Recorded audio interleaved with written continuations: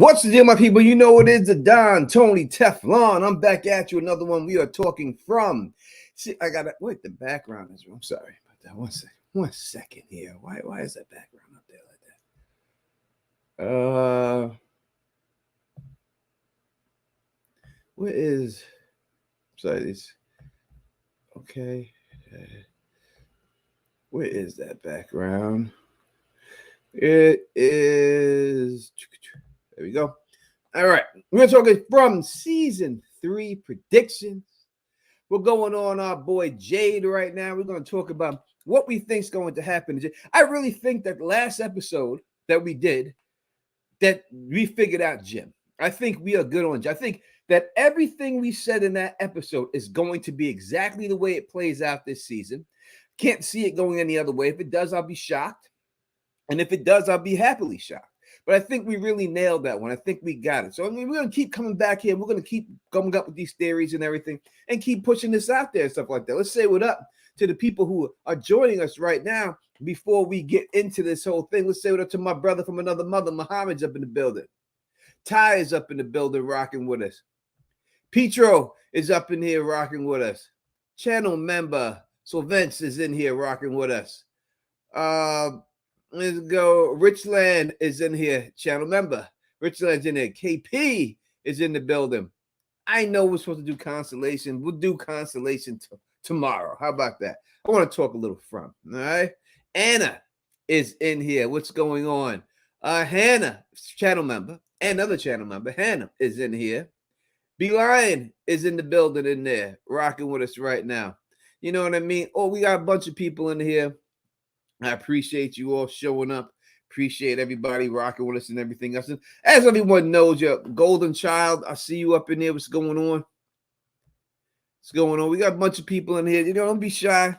Again, it's a call-in line. You can call in. We got the line open. So if you have anything that you feel is going to happen with Jade, we're going to go through everything. Hello, tomorrow's. That's right. Tomorrow's only a day away, man. That's what Annie said. That's what Annie said. Tomorrow's a day away. And listen, we all going to work, or at least not me, but but y'all are going to work because we ain't won $1 billion, right? God damn it. They didn't give us that Billy. I would love to have that Billy. Let me tell you. We played, but, you know, so we're going to have some fun before we have to get back to the grind. Y'all got to get back to the grind and everything else and all that good stuff. So we're going to have some fun up in here and keep this thing going and everything else and all that good stuff. Because I think that, you know, obviously, Jade's my favorite character of the show. I think I've said that before. Everyone knows that. And, you know, I love Harold's character, obviously, you know, but if I was in Fromland, or whatever you want to call it in there, from town, I would have to, you know, I would be challenging Harold for leadership. Because I'm from Queens, New York. I can't have my life in someone else's hands. And I think he's done a good job of leading these people. Boyd, let's just say, not Harold, I'm sorry. But I would have to take control because he hasn't done a good enough job for me. And I can't just have somebody just saying this is what it's going to be. I don't care how hot the chick is, how much weed you got to smoke, or how much beer you drinking. They ain't even drinking beer. They're drinking that whack ass shit. You know what I mean? Whatever it is, I couldn't have that. I got to control my own destiny. So I wouldn't be able to hold that down. So that's why, you know, Jade is more of a person I'd be in there chilling with and everything else. We got She Does the Most is in the building. The beautiful Carla Way is in here rocking with us. Luna is in here rocking with us. So since we have over 50 people in the building, make sure you smash that. I'm sure it's going to go up. But as always, now that we have enough people in here to start this thing off, let's start this thing off.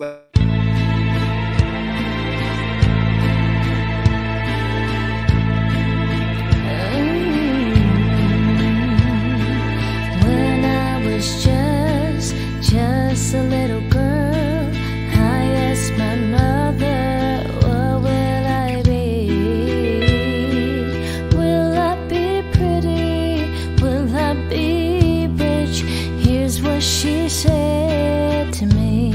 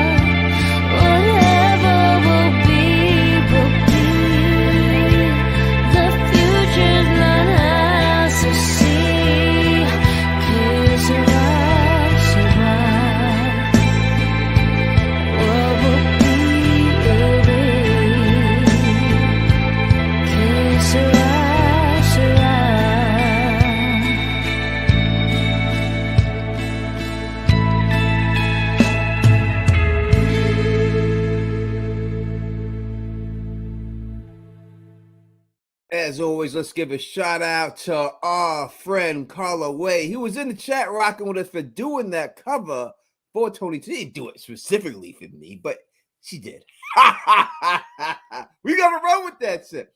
Give a shout out to Carla Way, who's in the chat right now, for rocking that cover for us and everybody out there and everything else. You know what I mean? All right, let's get this thing popping again. 518-290-0848 is the call in number. We're talking Jade. So when we last left off with Jade, and again, we know that this thing picks up right where it left off, right? And Jade's whole situation was this symbol. Kept seeing this symbol, and he wanted to understand exactly why he was seeing this symbol, why it kept flashing in his head. He's seen it on a tree. It seemed to be covered in blood on his hand when he touched the tree. He always seen it in the air. Started seeing this puppet that was screaming at him. Didn't have the connection to the puppet that was screaming at him. And there is a connection, and we're going to get into that. The puppet that was screaming at him. Eventually, he leads him to Victor. And Victor says that the person that was using the puppet, I didn't say he used the puppet, but I believe that he used the puppet. This dude went crazy because he's seen the same symbol, right? And that Jade had a possibility going crazy. Well, that's what they said is the reason why he went crazy, because he kept seeing this symbol. So Jade. Now I'm trying to think. What was it, Tabitha? Or what? Was it Tabitha or Victor? It was Tabitha who told Jade about the hole where the monsters come from. All right. Tabitha tells him that this is where it's at. You're gonna have to go in there. He gets into a talking match with a dead person, right? Talks to the dead person, the bartender, and he tells him that in order to find the answers, you're going to have to go in there. Now, I think that is a weird situation. We have seen this happen now on numerous occasions now, dead people talking to the people in here. Now, I have had, people pass away in my life, as all of you, but I've never had conversations with them. All right. Never seen them and just sat there and had a conversation. And Jay, when he has the conversation with him, he says, you're dead. And he goes, yeah. He goes, all right, just making sure we're on the same page. So, and then we see Boyd do the same thing with Abby. This is an interesting thing that they're doing here. That now, obviously, they want to say that this person is talking to himself out loud and trying to figure out exactly what he needs to do. But I think it could really be that these people are seeing these dead people in there. It's not just a figment in their head. Well, maybe it's in their head. Maybe they're not there physically, but someone is projecting these people to talk to these people. I think that it's being forced and manipulated that they have these conversations with these people, because the conversation that Boyd had with his ex Abby is very in depth, right? And I think that it's not the people who are in control who's doing it. It's the other people who are projecting these people to them to try to talk to them and everything, right? That's what I believe. I don't think it's the people holding them captive, because the stuff that Abby says, like Abby's like, oh, they're gonna come and you're the one who gave them hope. And it seemed like she was blowing up their spot a little bit. So I can't see them being those people doing that. It has to be somebody else that's telling them this. And it could be the people I think are being held captive by the same people, the aliens that are being held captive. So after having this conversation with the bartender tells him straight, you're going to have to go into the hole to find this answer, into where they sleep. Now, why? Let's think about, why would that bartender say that he has to go where they sleep in order to find what that symbol is? Now, they said they seen the symbol in there on the wall, but what does that mean? He's seen the symbol everywhere. And when they glanced at the symbol, it wasn't like they glanced and seen it at the wall, but they didn't sit there and study it. So what does it mean? The symbols are like, they tell, oh, you need to go. We've seen the symbol in the cave, so you need to go down to the cave. Well, the symbol's been everywhere. What would that be? It doesn't really make sense, but he wants to go down there and investigate the symbol. And when he goes in there and sees the symbol, what up to Perk Minded? Thank you for rocking with us, man. Appreciate it. Another great YouTuber who we're rocking with from and stuff like that. Go check that boy out. You know what I mean? So when he goes in there and into the place, he doesn't actually see that symbol on the wall where they seen it. He's never seen that. Now that comes into play that if he does see that, right, that the answer to this thing is on that wall. There would be no other reason why he would go down there to find that answer unless that answer right there. And we've seen that picture 1,000 times. I'm sure I had it right now. I will pull it up for you and we can see it. And it looks like it has the rocks with the kids. It has the rocks there. It has the kids. It seems like it has a guy on a canoe with it, and it has that red creature on it, right? That could be what people think are playing with this whole situation. But I regress. Let's go back a little bit. So while Jade is inside this cave, he goes through this cave and he sees these slabs of the Hakui children. Now, these children weren't coming to Jade, right? The Hakui children, they weren't coming to him. They were coming to Tabitha. But he sees these slabs of these children with the Hakui kids down there, and it seems that they're all mesmerized when they look up. And when they look up, they see the symbol. Now, the symbol is in cobwebs, not cobwebs, it's in vines, and it's shaped like as if it was right there on top. But then when Jade looks back up, he sees that it was covered up. So again, he is seeing something that isn't truly there at that particular time. Was it there in the past or somewhere else? We have no idea, but he sees that symbol, and that's what it seems like these kids are seeing when they're looking up at it, when they're dealing with this symbol.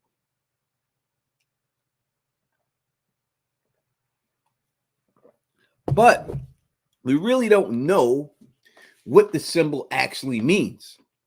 We know the kids were looking up, and it seemed to be that symbol. Is that symbol called a Kui? Because they were all saying a Kui when they were looking at it, right? But we don't know exactly what that. So I don't look at the symbol being solved yet. I don't think we got the answer of this symbol. Now, I know a lot of people say that the hospital symbol that we see Tabitha at the end looks similar to that symbol. And I agree. It does look similar. It's not an exact one-on-one, but it does look similar to it. 1 second. I'm sorry. I got to tell people I'm busy right now.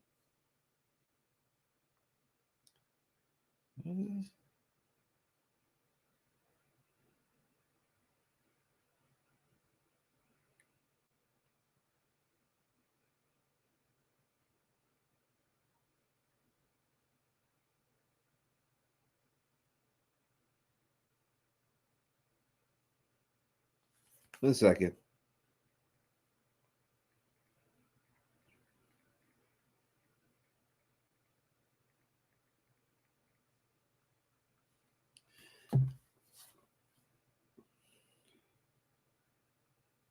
That was not good news right there.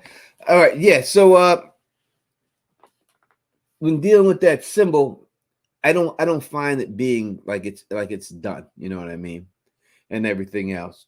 Let's go through if anyone has any questions so far about what we talked about in here. Crypto Color Lights Tech says magic alien government pocket dimensions from Is It All I Know We Want to Know What Is Going On. I think that's way too much. I think that we can get away from the magic and you're dealing with aliens, government pocket dimensions, all that. Again, I know a lot of people want it to be magic, and I understand why. I understand, but in the end, it's not. I promise you that. Glenn says, I think the symbol will be a corporate logo like Umbrella and Resident Evil. If I'm right, Tabitha will probably knows the symbol corporate logo as her way back. Yeah, so again, when she's in the hospital symbol is similar to this situation. So I could see that 100% being a type of logo for a corporation, i.e. Umbrella and Resident Evil. I 100% agree with you that it could mean something like that. Or it was just whatever they were doing to these kids projected through this light. And that's what because they seem to be in a trance, these kids. Like they seem to be mesmerized. Like they seem just to be held there with their eyes open and everything else. And it seems like that's what it is. You know, it could be so.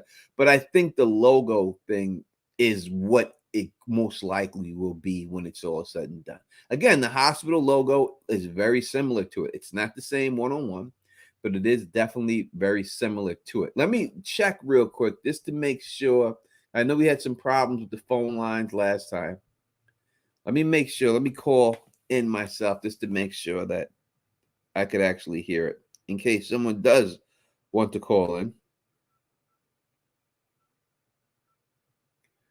That's that. Let me see.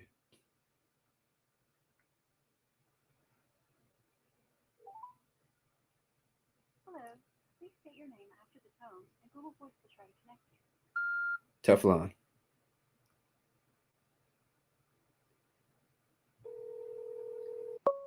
Yep. All right. It's working. All right. It's working. Just want to make sure that's working. When we had some problems with that last time, and but yeah, I believe I'm with you with the logo and everything else. Again, so that being said, dealing with that, we still have to see that when this season picks up, we're going to pick up with Jay. He's still in. Did he make his way? He didn't make his. Did he make his way out? I'm trying to think. I've been seeing this a long time. I don't think he made his way out. Right? He's still in there. Correct? He's still down there with the string because the last shot of him is him just looking up inside of all the slabs down there, right? And we haven't seen a lot of people, a lot of kids in Fromland, right? We haven't seen a lot of Fromville. What have we calling? I don't know. We haven't seen a lot of kids in there. So were they actually doing the experiments there, or were those slabs that they were on really just like hospital beds, and being interpreted as hospital beds, but in this world they look like slabs? You know what I mean? And that's just what he's saying. So he's still down there. So we know that he's used a string, and that's his method to find his way out. Now, I'm trying to think of the time of day. I think it's almost time for these creatures to wake up. I think that the most important thing that Jade's going to find besides that is he's got to get to that mural, right? Now, again, if Jade goes down there and these creatures start to awake and then he escapes just like Tabitha and Victor, to me, been there, done that. We've seen that. So I don't want to see that again. Not that I want to see him get caught and eaten or killed or anything else like that. I don't. But I don't want to see the exact same thing. These creatures start to wake up and then Jade sneaks out and he doesn't get caught. We've seen that already. We've seen that. You know what I mean? So I hope they do something different. I'd rather them not even wake up when he's down there. I'd rather him just see them down there. He sees them down there. He looks at the wall, because I think that's the most important thing. Now, he doesn't have a camera or anything. I don't know why people don't use their like cell phone camera. They get rid of their cell phones because they don't work, right? But they still can have some significance, right? As we seen the one when they use the alarm, they have cameras in them. I wish you would use it and take a picture of that wall, so that he can leave there and then examine what's in that picture and show other people this picture so they know exactly what's going on. You know what I mean? And that's what it is. Let's go through right here. Luna asked the question, Teflon TV. Call me Tony Teflon if you want. Why do the kids look the way they do? To me, the kids look like they have been drowned. It looks like their skin is pale, like they're dead, like when you're drowning. If someone's drowned, that's what it looks like. I think the kids have been flooded out in that place, and that's the reason why they look. When you look at their clothes, they look waterlogged to me. And the stains on them look like it has something to do with water, like they've been floating in water for a long time. So I think that's what it is with the kids, and I think that's why they look the way they do. Jen Hack, member for 4 months, says, I went to see a baby monster. Do you really? I don't think that these children are White Walkers. All right. Now, if y'all haven't seen Game of Thrones, you understand what I'm saying. Well, what happens when the White Walkers, they're given crashed as male babies, and then the Night King touches them and he turns those babies into White Walkers. I don't think that these children get put on those things and they get turned into these creatures at all. I don't think that's what these creatures are. I think it's something else going on in there. What up to let's say hi to a couple of people who just joined. Dr. Deb in the building rocking with us. Petra in here rocking with us. T and X Jesus is in the building rocking with us. Faith is up in here rocking with us. Fernandez T is up in here. B Line is in here rocking with us. So now I said that. Let me. You may have said something right here. Feel I can't wait for season 3. Blah blah. All that. I feel so. I think everyone is all about that and everything. What up to everybody in here? Right here, Fatima might have a baby monster brewing in there. You know, I think I wouldn't put it past her. I mean, when you look at Fatima's situation, that she was never able to get pregnant, now all of a sudden she's prego. Again, I think it could be experiments that they're performing on people, and they, in the end, the scientists may say they're doing it for the betterment of humankind. Like they may say, oh, we're trying to figure out how to help women who can't have babies anymore. And we're using this technology to figure this out. You know, so it could be a situation like that. Like now, she said that there's no way for her to ever have a baby, but I don't know if she said exactly the reason why. Was all of her stuff ripped out of her, taken from her, where she can't have it? Does she have no eggs anymore? What is the reason why she cannot have children? I think they should. Yeah, we need to have something else going on there.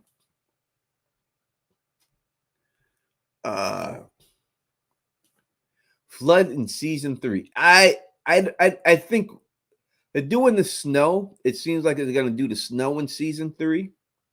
I think the flood is a big move for them to do it. If they're going 5 seasons, I think the flood will be like near the end. I think the flood happens.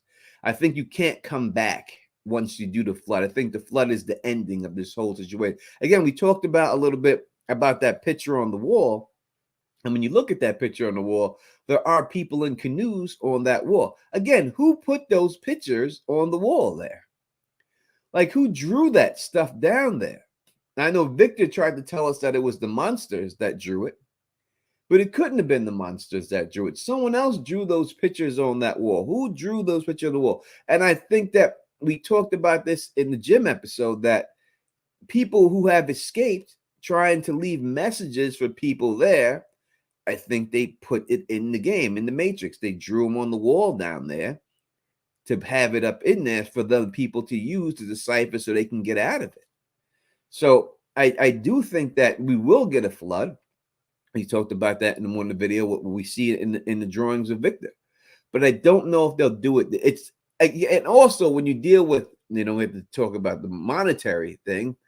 It's very expensive to do a flood. Just to have a flood scene and everything else is really expensive to do. It's not something that you just do randomly. All water, both. That's one of the reasons why they can't do the Corliss Valerian series, because it's at sea all the time, and it's just extremely expensive to do those things. So again, I don't know what type of budget they're working with and everything else. So I would think it would be a little bit later and everything else if they did do that and everything. I would think that it would be season 4 to season 5, maybe even. I think it's going to end in 5 seasons. So I would say even like the last thing, season 5, it would be something like that. Who asked a good question? I'm gonna stay goal 42. Let me see if I can find it. This right here.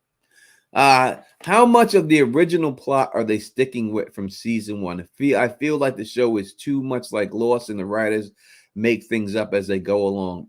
And totally not, hashtag totally not aliens, and hashtag you're wrong. That is not alien. I think that Harold has said that when they came to him with a fully fleshed out script and idea for season after season. So I think that they have a solid idea of where they're going. I don't think they're making it up season to season. That's why I think it's only going to be 5 seasons, because I think they planned doing 5 seasons, and I think that's what it's going to be when it's all said and done. So Yeah, I think that I do think that I don't think they're making it up. I think the original plot from season one is still going on. I haven't seen anything manifested where they totally gone off the rails from what they've done so far. You know, I just think that people wanted more answers in season two than they gotten. And we got some answers. We got some answers. You know, whether you like them or not, we got the answers of, can the sunlight hurt these creatures? Now, if you want to say, oh, the sunlight didn't, it wasn't alive, so it has to be alive.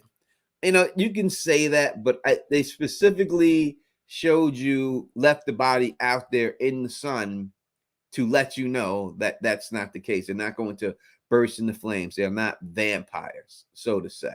Right? That's why they left the body out there. You could say the body is dead and everything else, but you know, what are they going to do? Are they going to capture it like they captured a White in Game of Thrones and handcuff it out there and leave it out there? They can't do that. These creatures are extremely strong. You've seen the way they broke through the walls of the box. They didn't come through the box's door. They broke right through the walls, no problem. So you're not going to be able to capture one like that and everything else, you know. I know that some of the writers, or one of the writers, is from Lost and everything else. I think they learn. People learn. I think they learn their mistakes and everything else. So I don't think that's going to be the case of this whole situation. I don't think that's what it is. I think it's a whole different situation with it. Why are people hitting me up, man, when they know I'm busy? You know, and so I don't understand what it is. Everything again, if you want to call 518-290-0848, would love to hear from you. You know what I mean? Would love to hear. Petra says they're not vampires. I think there's something. I don't think they're new. Like, as for like a new creature and anything else, I don't think it's anything like that. I think that they've taken a lot from a whole bunch of different things and combined it and stuff. Minded says people also need to be patient and see how things pan out. I like the fact that I can't figure out everything. That's the problem with most shows. They are predictable. 100%. I think you need to enjoy the ride that you're going on. Enjoy the ride, you know, and everything else. But I do understand, like, they're bringing up new questions without answering old ones. Diane from House Blackwood said it seems they are all over the place in Adam. It may seem that way, but that doesn't mean that that is exactly what's going on when it's all said. I don't think that's what it is. I think they have it planned out. I think they're giving you a little bit at a time. I think they can't give you too much because then it would have swelled. Listen, they killed a creature in season 2. That's not a little thing that they killed that creature in season 2. That's a big deal that creature died. In the second season, they killed Smile Monster, right? There's only a couple of these monsters that we know, right? And Smile Monster is one of them, and they killed them in season 2. It's not a little thing. It's a big thing. They did an autopsy of the monster in season 2.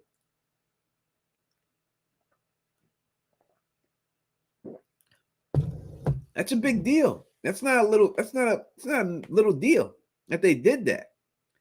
They gave you those answers right there and everything. You get little clues, you know, just like when you hear I can't think of her name, Sarah say, you know, when she walks through there and she's like, I don't think that the boy in white's a little boy. That's a big clue. That's a big clue. She said it right there. It's just like Tabitha is going to a hospital at the end of season 2. That's a big deal. And so I think that people, I think a lot of people y'all just want it all. And then when you had it all, you be unhappy that you had it all. You know, that would be the problem. So I think you need to enjoy the ride. It's great that you can't figure everything out. Let's go through it. They just introduced the fact that there's a mole inside mole. There's a mole inside. They introduced that last season. They did a lot. So I think they've given us some good answers and everything else.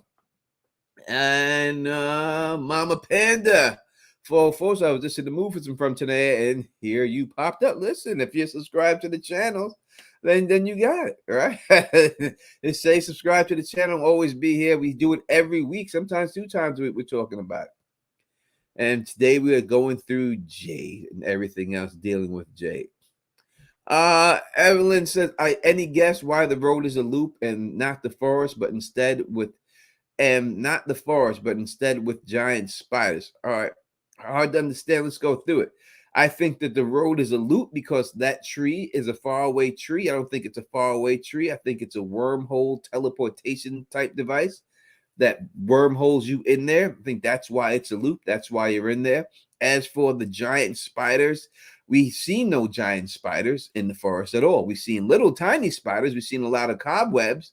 But as for giant spiders, we have not seen them. We have seen what appears to be a giant spider enduring a victim, but we have not seen giant spiders yet. So not saying it can't be. Again, we heard Sarah say that the cicadas that were in there were from her, she thought was from her brother. She used to always fear them, and that's what they manifested. So if someone is afraid of spiders, you might get giant spiders if that's what they're doing. All right. I'm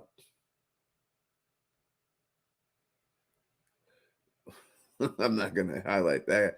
Peter Griffin says, I do think Jay will be the next to see the boy in white, to see if he can figure out the boy in white. He might be. I mean, the boy in white has appeared to who? Who has actually seen the boy in white? Did Boyd see the boy in white himself? I don't think he can. Like, I don't know if he's seen him. Like, it was Sarah that seen the boy in white. It seems like the people who had seizures can see the boy in white, right? So everyone who has had a seizure sees the boy in white. Boyd, I don't think seen him. Sarah instructed him, so we had to go inside the thing. And again, I think the number one thing about that scene when he was putting him in there was that the boy in white's hair was wet. So that means he wasn't just an illusion. Yeah, he was actually there in physical form because he was being affected by the water. Also, too, right? And so, yeah, it's everyone you see it again. And, Nate, he's seen it and everything else. Nate's seen it. And Ethan. So I think anyone who had a seizure is able to see the boy in white. I don't know if it would be Jay. We have Laura says Donna is my favorite, followed by Jay. We love Donna. Donna gets the most love on this show. 100%. I love it. We love her. I love her husband. Love them. They're really nice people. Me and Phil told her she could join the Escaping From podcast if she ever gets killed off. She can come with us. I can't pronounce your name, so I'll just say TK. Do you have any theories on why the residents were specifically selected? Remember, they are from different places in the country. So I explained, and I'll do it again real quick.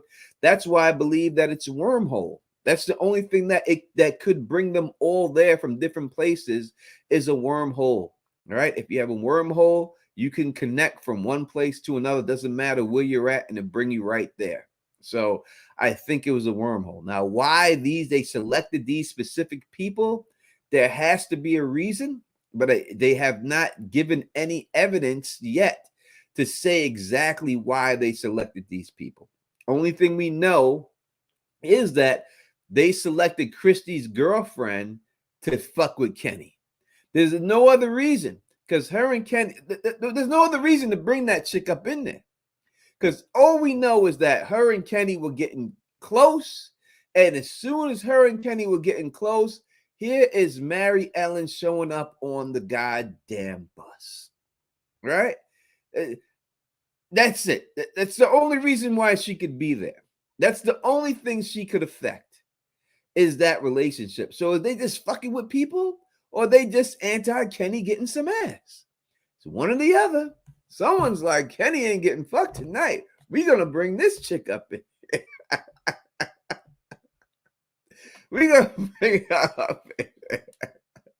They were like, nah, not to do with the high waters. Nah, not him.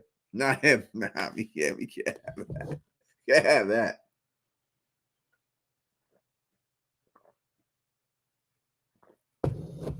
I think everybody else on that bus was just there. Debbie says, what about the crows?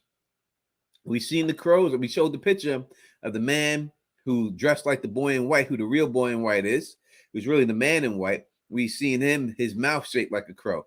I think that the people that are being held captive there can somehow see through the eyes of the crows.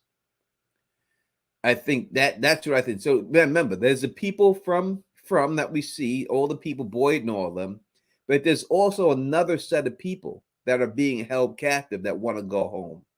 And I think that those people can see through the eyes of the crows. For some reason, they're able to do that. You know what I mean? So I think that's what the crows are there. The crows can't be the creatures or the people keeping them held there, because then they wouldn't have been able to hide under the ground or anything like that, because the crows would have just spotted them. So I think the crow, and when we seen the father, when Father Kotri buried his stuff in the only way, and Sarah knew how to draw the picture because the people were telling her to draw, the only way they could have seen what was on that is if they were from high above. And also when you look at when they show the intro and everything else, it's always looking down, like it's always a downward facing thing, like they're looking down on it. And so I think that's what the crows are. I think the crows are those people looking through it and everything else. Emily's like, I'm working at the hospital on my break. Happy I can catch this. Oh, happy you could be here. We got a super chat from Emily too. Thank you so much, Emily. We truly appreciate. KP hasn't even called them. I thought he was my man. You see this? I put the phone line up there. He didn't even call in or nothing, man. He's like, Kenny gonna get some cheese. No, he ain't. No, he ain't. No, he ain't. No, he ain't. He ain't getting nothing. I'm gonna have Kenny's mother back on. I'm gonna bring her back on. That sexy self. I'm gonna bring that sexy woman back on the show. You think I'm playing? Y'all think I'm playing? Yeah, I ain't playing. I'm gonna bring her back up on here. I'm gonna bring her back on him. I think I'm playing. In fact, I'm gonna contact her this week. See if she come on. I'll contact her. See what's good with her. Tony, it seems that if it was the people happening, Tony, it seems that if it was that people happened to arrive at a wormhole, go to from, then the population would be huge unless something planned happens to deplete the population. So I think that it's not just a random wormhole that anyone passes through and you get in. I think they are selecting the people, and when they're driving, they are bringing them in. Again, anytime you can watch the Netflix show, it just came out. Anytime anyone is ever abducted by aliens, unless they're a cow, it happens when they're in their car. Every time. No one has ever been walking across. No one has never heard a story of someone was like, I was playing a hopscotch and the alien abducted me. It's always motherfuckers driving, they're in the car, then all of a sudden the equipment goes crazy and all that, and they get caught up. Everyone who's been brought here has been brought here in a vehicle. No one has ever been brought here on foot, right? Because the bottom line, if you were just walking on foot and the tree was in the way, you could just hop over the tree and keep going, right? But everyone seems to turn around. So I think that it's people, I think they're going through, they're selecting the people while they're on the road, they're putting them through the wormhole, and they're catching them up in there, and that's it. We got another super chat from Nisi. Thank you so much. Do you think the bus driver will have a more prominent role? What's her purpose? So I thought that she could be a Donna replacement. I thought that Donna would die last year. I thought there was a good chance Donna would die. Because I think you're going to have to kill her. And not that I want her to die. I don't. I love her. I love the actress and I love Donna, right? I like seeing her on screen too. So I would be very disappointed if she went away. That's just me personally. I'd be very disappointed. I'll give you something to look at. But I would say I think that they have to kill somebody off of importance. I felt they should have did that last year. They should have let Ellis die. But they allowed him to survive. You got to kill someone every season that matters. You kill Father Kotri in season 1, great move. Everyone loved Father Kotri. You got him. So I figured that if they killed off someone of importance, and I was going through my head who they could do, I figured Donna would be the likely person because people cared about Donna, and you kill her off, and it works. It works good that way. She Batiata. What's it? I'm saying Bat. I'm about to call her Batiaris, like goddamn Spartacus and shit. Bacta. I'm just over here thinking of spot. Her name sounds like something that would be like in a Star Wars movie. Why do I give her a name? How can you make this shit simple for me? People from Queens, New York. They don't give me all these crazy names. I gotta do all that. So I figured if they did kill off Donna, then she could fill the role of Donna, right? She would be the likely person to take over that role and everything. Because I think that when people die, you got to have a likely person to take over that role. And that's what I thought that she would be. So that's why I thought that she would get taken out and everything else. So as for prominent role, and she's the one who knew what the poem was, that it was a poem, but it didn't. She gave the poem, but she didn't give context. She just knew she heard it, right? And then it was basically the poem was unless you stop the melody. And then all of a sudden, when she says it, that's when it clicks to Boyd, like, oh, I got to break the music box to. But it seemed like they knew that because she went over there with Sarah, and he couldn't find Sarah. It was like the music box is right here. It's right here. And he was looking. He's like, no, it's not. No, it's not. Until he had to light the torch to go back to it and everything. We knew that. So I don't know. I don't know if she could have a prominent role unless Donna dies, but I think she could have a substantial role. But I don't know about prominent. Donna and Kenny's mom working together. It would. I'm going to try to highlight that, unhighlight that, highlight that. I think that it's possible they could be. I said that the mole would either be Kenny's mother or Donna. It's one of them because Donna's in control. You know, they're both in control of the food supply, and that means a lot. You know what I mean? To be in the food supply. So Kenny's mom would be someone nobody would think. You know what I mean? Who are you talking about? Elgin. Who? I know Elgin's name is Elgin. Did I say something else? I'm talking about Baca.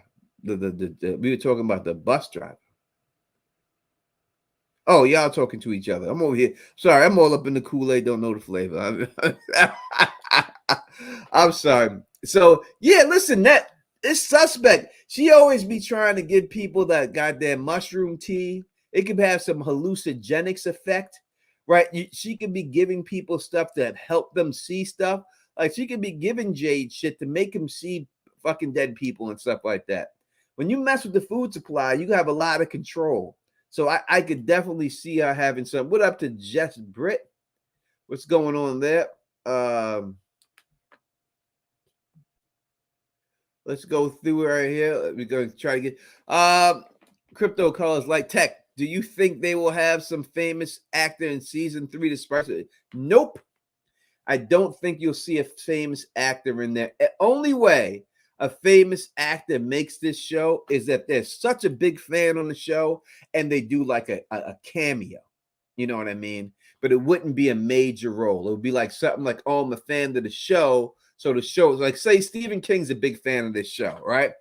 So you have Stephen King like walk in the background and be in there, you know, and you don't even really know it's him. You have to squint your eyes and be like, oh my God, that was Stephen King back there. It would be a role like that, you know, the same way they did it in Game of Thrones. You know, it would be a situation like that when they had people who were fans of the show and they dressed them up as Northern people. It would be something like that. Nothing like a famous person in there in the show. Susan H.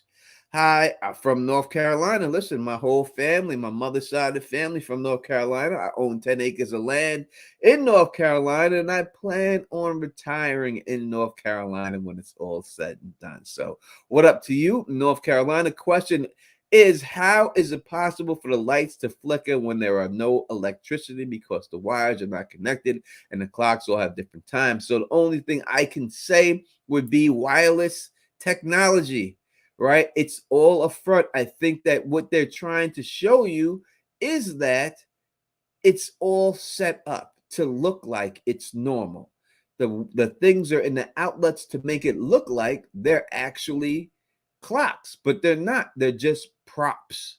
Everything is just a prop, and that's it. And I do believe that wireless technology, like as in like alien technology, who has like a Tesla type coil situation going on in that there, can puts is what puts the electricity in everything. That's what I believe is going on there.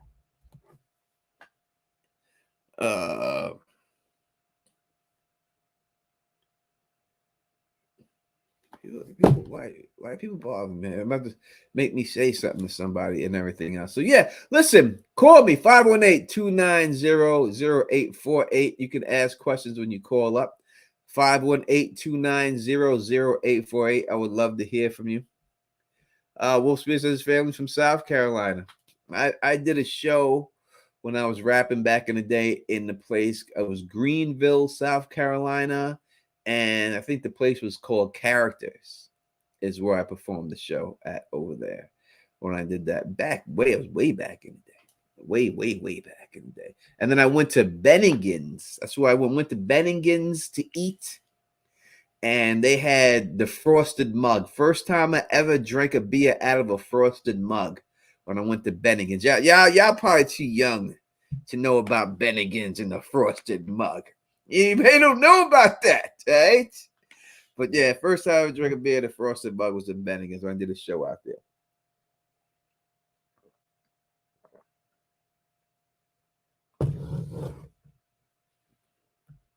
Will Smith says Victor's pick of Talent Dome is a giveaway that they're in a controlled environment. Let's go through it real quick. It's, to me, it's obvious. There's props that make you think everything is in there. You know what I mean? There we go, Benny. Oh my goodness. That was some get that cheese. There you go. See, we got some people that remember Bennigan's from back in the day. I ain't making shit up. All right, so I would say that like this. When that storm hit, it just came out of nowhere, right? The storm just don't brew out of nowhere. Jim put that thing on the thing, and all of a sudden, and then the boy in white said, "Oh, the forest is mad." The forest don't give a fuck. Why would the forest be mad? You talk about the forest. It's made of trees. Trees like water. Trees like water. So our forest is mad. I'm making rain. They would like the water, right? So no. Not at all.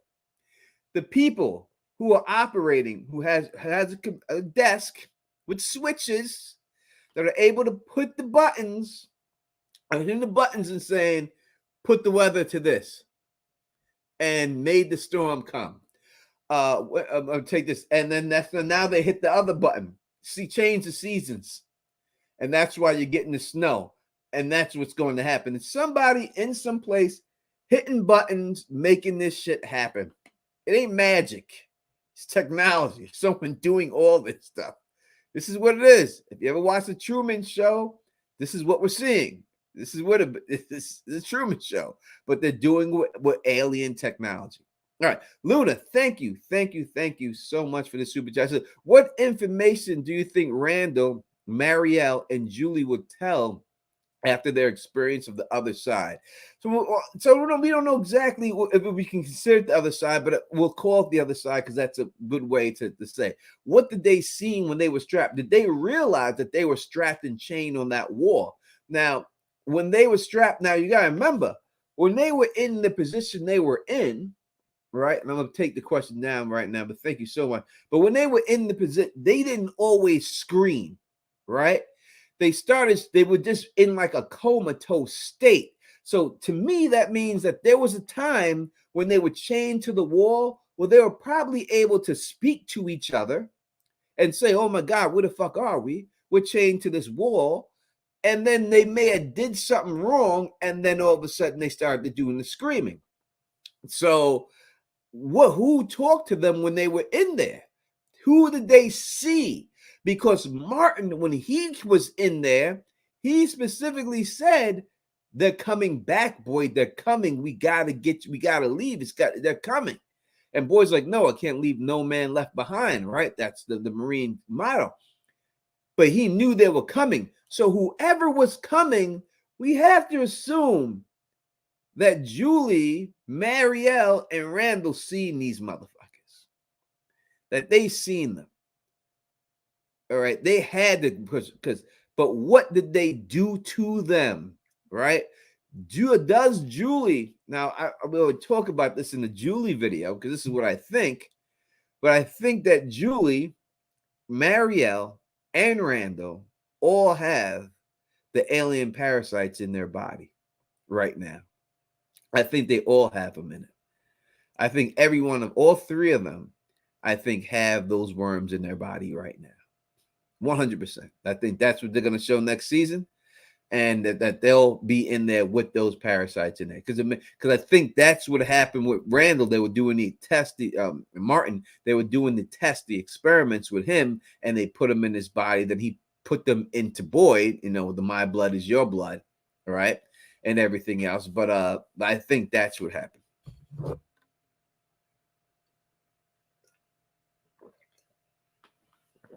Say it loud. Say it loud. Say it loud. And that's no cap, baby. That's no cap. How did the worms get into him? The same people that put it in Martin that were coming back there. He said, we got to do this now. They're coming back. And he said they. He didn't say him. It's they. It's multiple people that were there. That they're the ones who put the worms in their body. Kelly Johnson, he says T when he uses spoken right. Phil is a little under the weather. So once Phil is up to it and he's feeling a little bit better, then we'll be ready to go. Hopefully next week or the week after. And that's what it is. Tony, what's our sub number goal? For the channel itself, are we asking, or are we saying for members? For channel members. But for subscribers, the goal is always to hit 100,000. That's the first big goal. You got to hit 100,000 on YouTube. That's when you get the button. I want that button so bad. I'm almost there. I mean, I'm not almost there. I'm far away. I'm like 89,000 or something like that. So I'm still like 11,000 away, but closer than I was yesterday.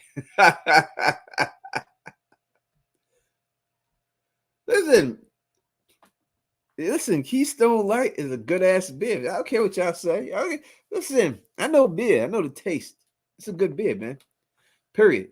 It's smooth, and I'm gonna be like a lot of beers. Fill up my stomach. They weigh me down. This doesn't weigh me down at all. This makes it's very light in my stomach, so that's why I can drink it.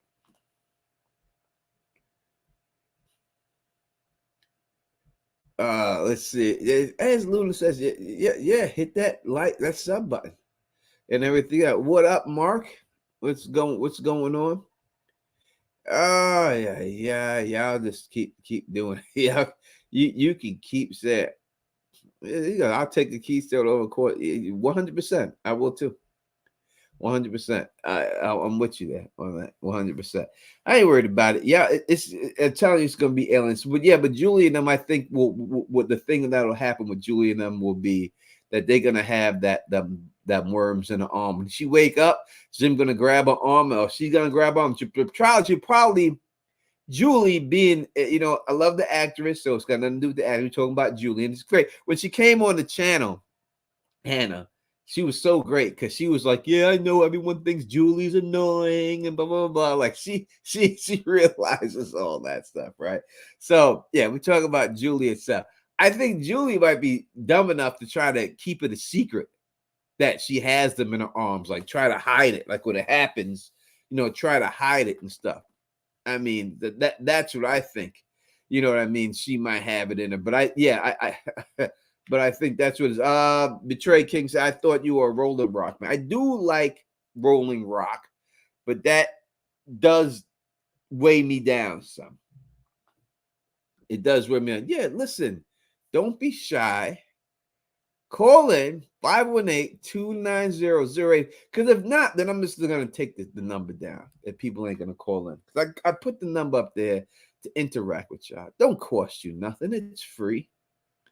Right? Put it up there for y'all and everything else and all that good stuff. and everything else. And that's it. But yeah, no, you know what I mean. I like a lot of them. Listen, this doesn't hurt my stomach, so that's what it is. Mark, let's go through it. Mark, I have my theories. Fromville is based on quantum logic, which involves multiple realities and time existing at once. And there are those who are conducting experiments. They select participants based on what? On the fact that they will die soon. Well, you call in, Mark, and we could talk about it. That if you want, that's too much for me to discuss right there. But call the number, and we'll talk about that. We go through it. What you as Carla Wade put in there, I put it's on the bottom of the crawl. People see it right there. But as the beautiful Carla Wade has said, call in 518-290-0848 is the number to call in to 518-290-0848. Call in and we'll get it popping. We'll talk about it. All right. If you have a theory like that, it's in depth, we could definitely talk about it.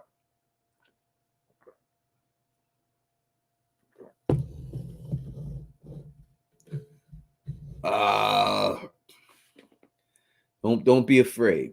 Right. And I know there's somebody on some thread that was some Facebook group who's like, "Two Teflon TV, that guy doesn't know what he's talking about."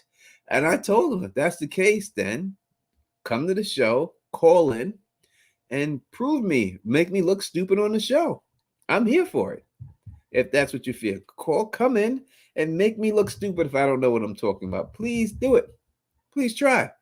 I'm here for it. Give yourself a try. I used to drink Blue Moon too, all the time. I used to put if you put stout, Guinness stout floats on the top of Blue Moon, and they call that a black moon. And that's what I used to get at the bars. I would get a black moon, little Blue Moon, and then you pour the Guinness, and it floats on the top of it, and then that's a black moon. If you have never had that, it's very good. It's very good. It is very good. You know what I mean? It's definitely like constellation. I do believe. And Tabby gets a visit from her family and a hospital. Definitely is. All right, so we have a call. Let's take a call. Call from Mark. To accept, press 1. To send a voicemail, press 2. What's going on? You're rocking with the Don Tony Teflon. Who we talking to? Oh, this is Mark. What's going on, Mark?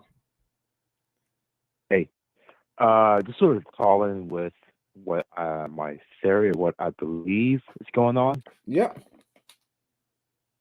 So I think that Fromville is based around quantum logic, meaning that there are multiple realities that are existing at the same time, multiple points in time that are existed at the same time.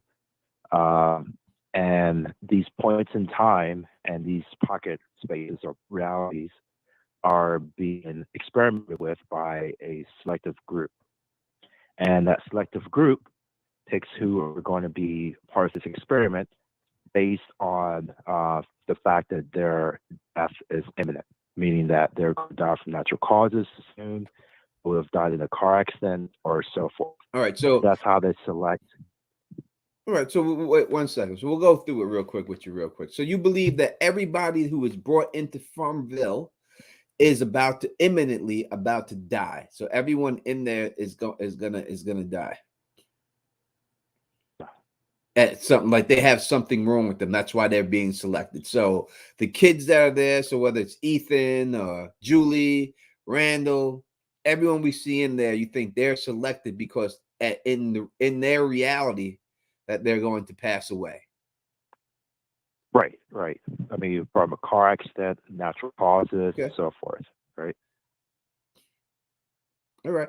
I think that I agree with the first part, right? I think that we are dealing with some type of quantum reality, some pocket dimension. We hear Jade bring that up, right? And Jade, when he brings up Einstein and Rosen, right? He brings up Einstein and Rosen. I think he doesn't connect it to what he should be connecting is the Rosen bridge, the wormhole. I think he should have connected there. So I do believe we're dealing with some situation, and I think that's how they're getting everybody here through a wormhole, right?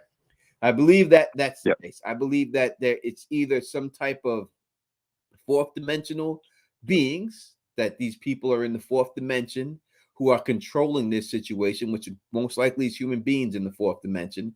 Because when we look at things that have happened in the show, like say the collapse of the Matthews house, the only way that could happen if no one would see it would be if someone from the fourth dimension interacted with the third dimension, and then you wouldn't be able to see that person. You would just see the results of what they're doing, right?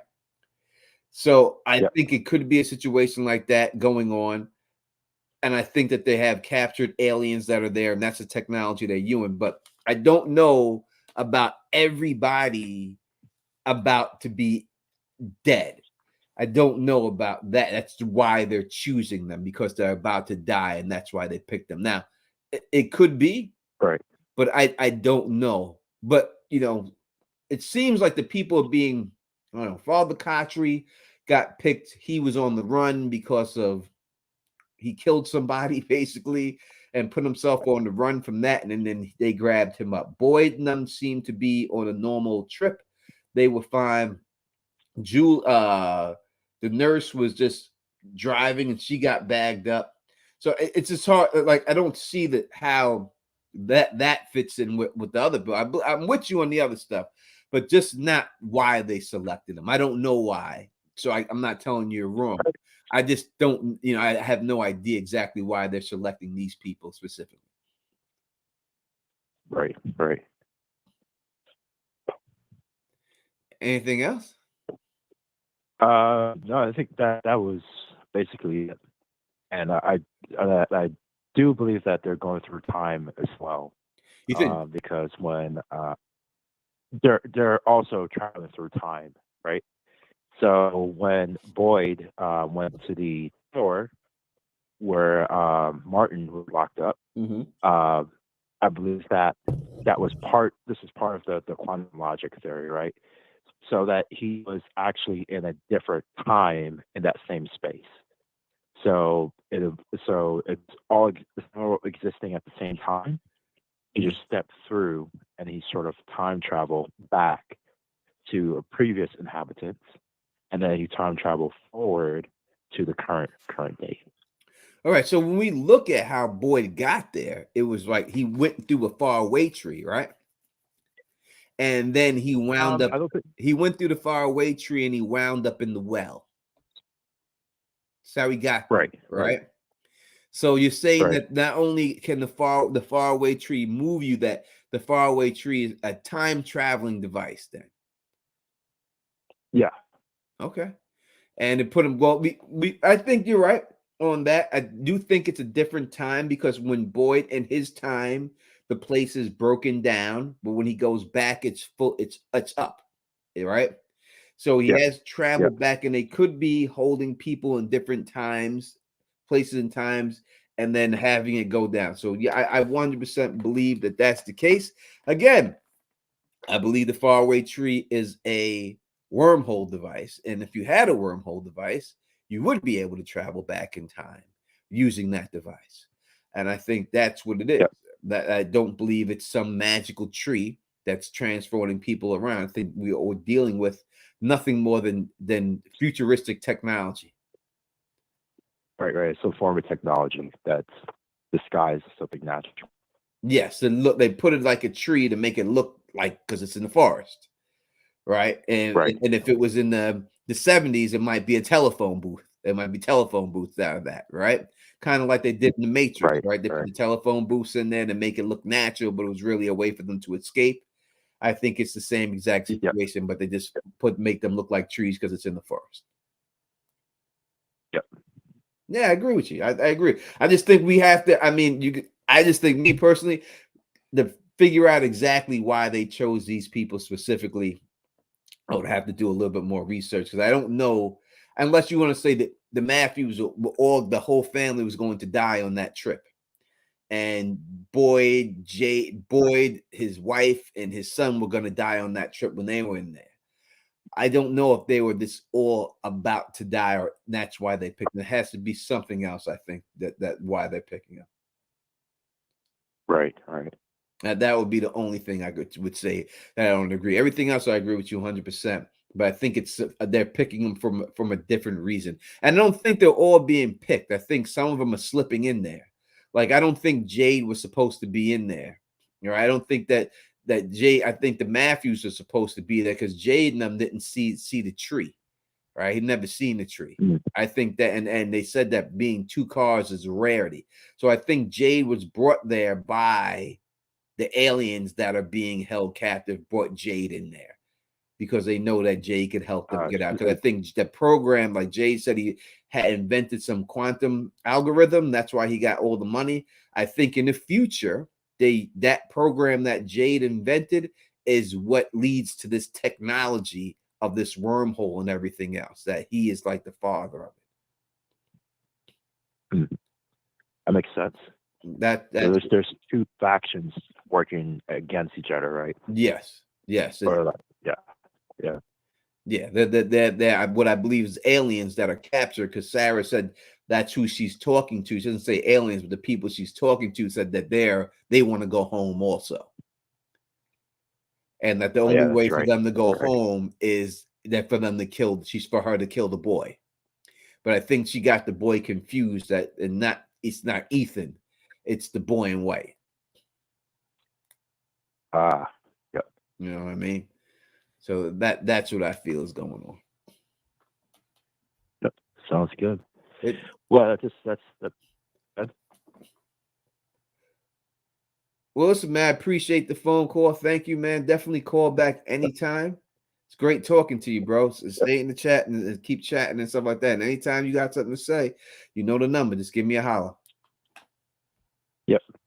Thanks for having me on. No problem, brother. Peace. All right, that was a great phone call. I said, give a call to the Don. We're here. We're here to talk to you. We want to talk to you. We want you to know. We want to know from you what's going on and everything.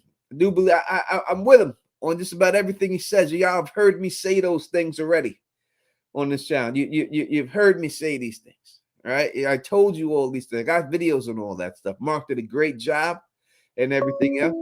Hopefully he calls back. Call coming. This is. All right, let's try it.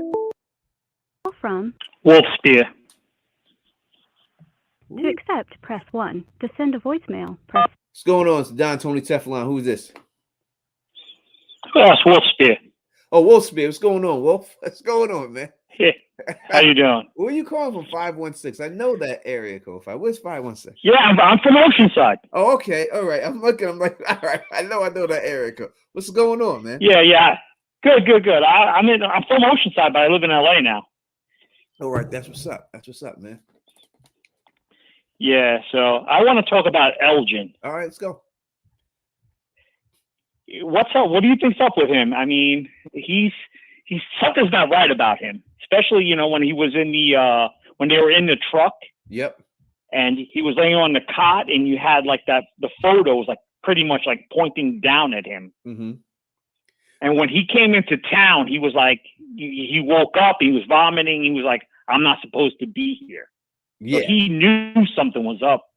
As soon as he got in there, he knew something was wrong. Did he? Well, he said that what he seen, which was, I mean, it didn't work for me when they said it, but he said that it was the boy in white that came to him and talked to him, and that's what made him throw up and everything else. But when you look at the character and everything that deals with Elgin, it all goes back to water, right? He's in the tub and he gets drowned by the Fatima-looking creature. And when he goes out to like that burrow spot where they all go swimming, he likes bodies. He looks at it and his body starts to shake. When he came on the channel and I asked him about, how much water did he spit up? He said that what was informed to him was like he spit up a shit ton of water. It wasn't like a tree, said like a whole lake of water he was throwing up. It was like a shit ton of water. I don't think it was a lake, but that's what he was saying, that he was that was inside of him after that bath, that he had that dream of getting drowned and everything else. So I think he's predicting the flood that's going to happen in this town. And I think that the flood is going to come from that lake. They're going to rise that water in that lake. And that's how they're going to reset. That's how they did all the time to reset this whole thing, was the lake and stuff like that. So again, it's another guy who had seizures. And anyone who has seizures sees the boy in white, and he's seen the boy in white. Now, do you think everybody's been there already, and it's just resetting with all of them, or just certain characters? That's the problem, man. That's the $1 million question. If it's multiple realities, then it's the same people over and over again. They're bringing them back. Whatever experiment they're doing to them, when it doesn't work out, they grab the same people and they do it again, and they try it again, and then they start again, and then they start it again. You know, like maybe Fatima's been in there 10 times from 10 different realities, and they've been trying to get her pregnant the whole time, but this time it actually worked. You know what I mean? Yeah. So you think when Fatima was, what would look like Fatima was holding him down in the tub, she's going to be the one that, basically that kills him in the future? I mean, she looks like, it looks like a drowned victim. Looks like she's been drowned, Fatima. Yeah. Right. Yeah. Listen, there could be a bunch of skeletons of other people from different realities at the bottom of that motherfucking lake. Right. We don't, or whatever it is. It could be all, I don't know how deep that is, that swimming hole. It could be a bunch of them. He may be out there and they may just come up and start grabbing people and pulling them under the water like fucking Jason in the first Friday the 13th movie. Yeah. Well, plus with all those cars that we saw that, Victor showed him that when he said, hey, these cars were here, before I came here. Mm-hmm. So, I mean, those people got to be someplace. Exactly. He didn't bury all of them. We don't see the graves. They specifically showed us the grave sites, right? And it's not that big. So we're all these people, exactly. They could all be under that water, all up in there. And when the flood comes, they can start grabbing people and pulling them under. I mean, in the picture with Victor, we seen the flood got all the way up to the roof of the house, and people had to chill in the house to survive and stuff. And that's talking about, that's some Katrina shit right there. Yeah. So whoever's in control of this, basically they probably flood the town and just start again. Yes, I think that's exactly what happens again. And when you look at Tabitha, when Tabitha was walking out of the place with Victor, she specifically says, "Where is this water coming from?" Because there was water coming out, and she looks and she goes, "Where is this water coming from?"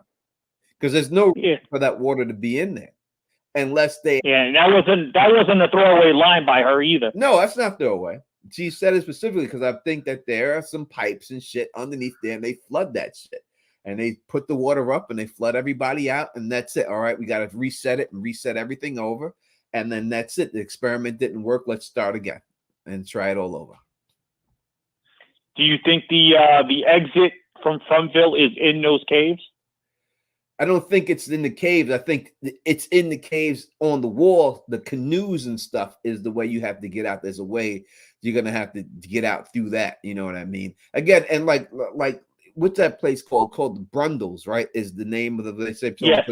Isn't like Brundle like someone who throws up or something like that in like the Never Ending Story? Was it the Never? Yes. And the guy threw up and his name was like Brundle, and then we have this guy Elgin who's throwing up water and stuff like that. I don't think those things that's coincidental. No, I agree with you. I agree. I don't think that's a coincidence. I think that these guys may have been a fan of this story and know this whole thing and said, "Hey, we're gonna do this." So I definitely think it's definitely going down with it.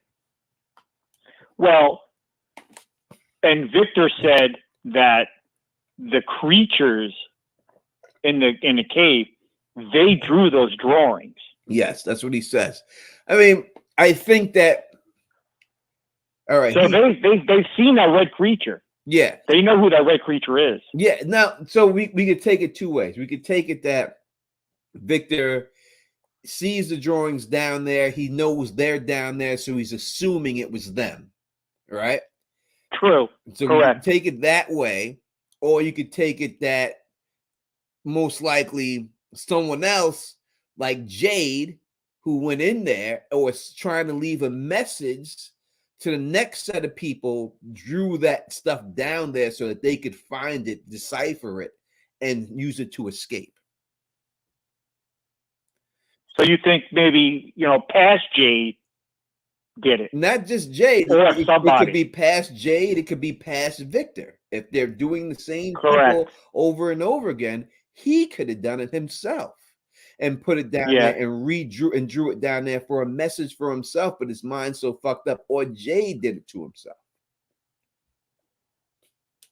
Or it could have been, like you said, it could have been Victor. Mhm. He's been there a long, long time. Exactly. It could have been the past Victor who put that in there as a message to help escape, after the flooding goes down, because he may have been down there, put that down there, got flooded out, and now he knows, because maybe this person's done it, that he knows someone else is going to keep reduplicating it, and maybe they can go back and look and see, kind of like, what they did in Severance. Gotcha. One more question. Yes. Do you think Tabitha got away? She's really in the real world, or you think she's in a simulation and she's still trapped with them? I think she's not away. I think that she's definitely in there still, in the clutches of the people who have her. So, again, Yeah. we talked about it in last episode. And if we're gonna say I'm with you. I think she's still trapped. Yeah, because if we talked about it last episode, right? And we said it that when you are in a dream, right? Any dream that anyone's ever been in, and you fall, you always wake up before you hit the ground, right? That's everyone knows that's a fact. No one ever sees themselves hit the floor and splatter, and you always wake up before. The boy in white specifically says, "I'm sorry, but this is the only way." The only way to what? To wake you up. He pushes her out, and then she wakes up. It's a good possibility. All those people are on some type of simulation. They're all laid up in there sleeping, and this is the only way to wake them up. Okay, so when Julie wakes up, where does she wake up? Does she wake up in the real facility, or does she wake up, Tabitha? it's still in their clutches? You mean Tabitha? Tabitha, yeah. No, she's still in the clutches of them. She's not she's still there, but she's in the actual world, the real world, not the simulated world that all these people are in. You know what I mean? She's risen from that. They would have to capture her, put her back in the bed, and whether you want to say it's 3D goggles or whatever she has, they put on her head to make her believe she's in there, like in the Matrix style, and put her back in the Matrix. But she's in, escaping the Matrix, right? As we could say, if we want to put it like that. She's out from the Matrix, and they're still inside of the Matrix. Gotcha.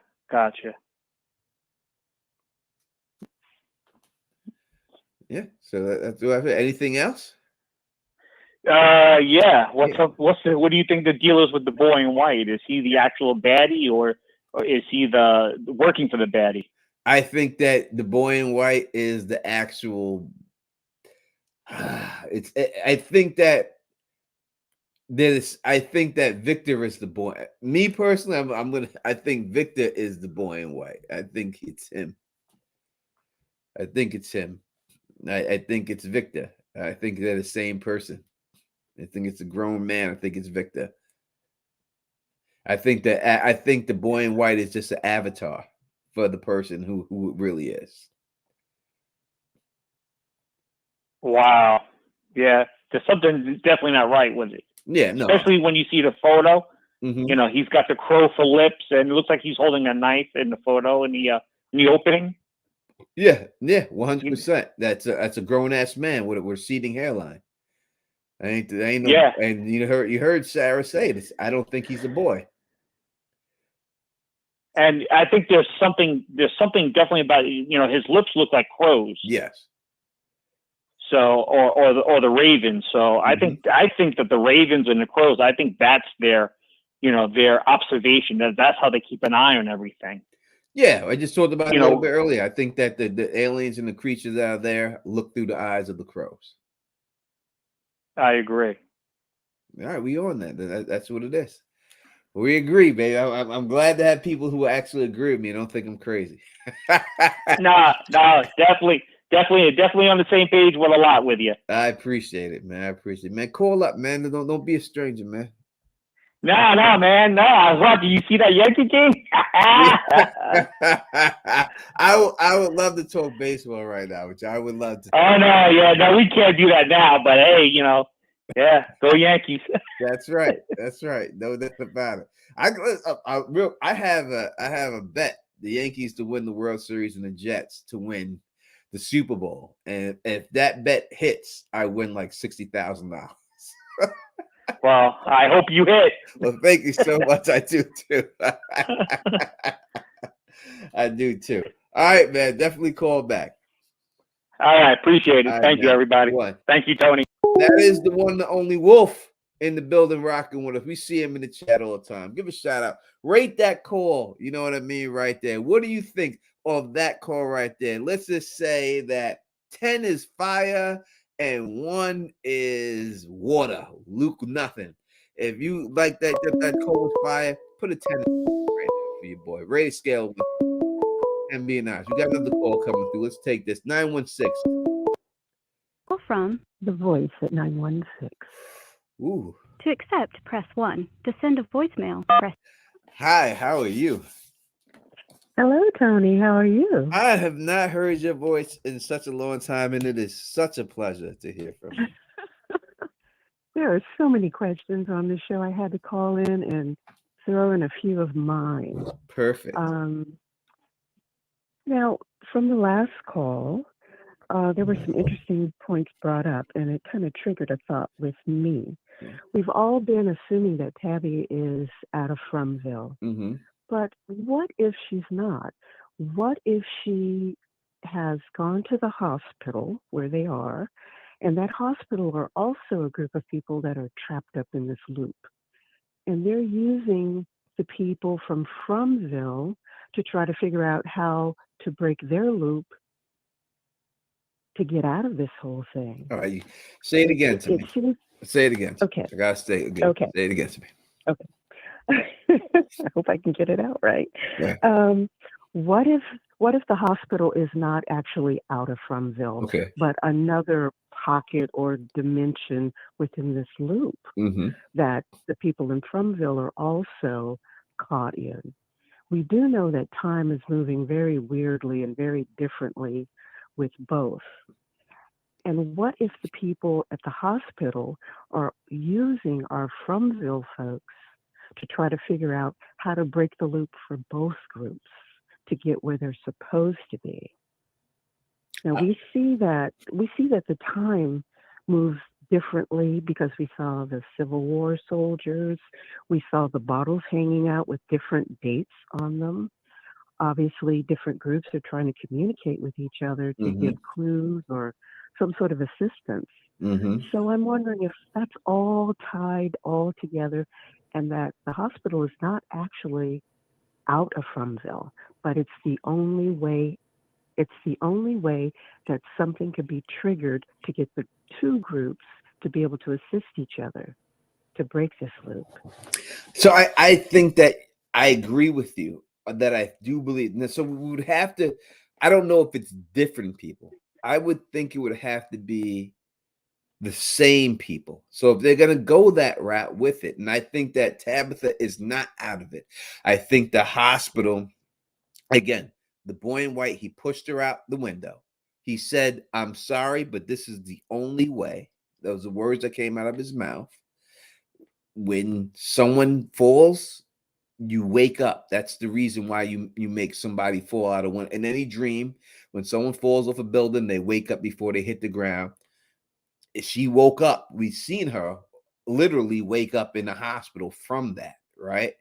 So I think it could be a situation if we're going to go that route, then that these people on the other side, her daughter, her son, Jim, Victor, every one of them that are there would have to be in some room like those kids are. We see on the slab saying Hakui being transmitted their thoughts or something in some way into this from world.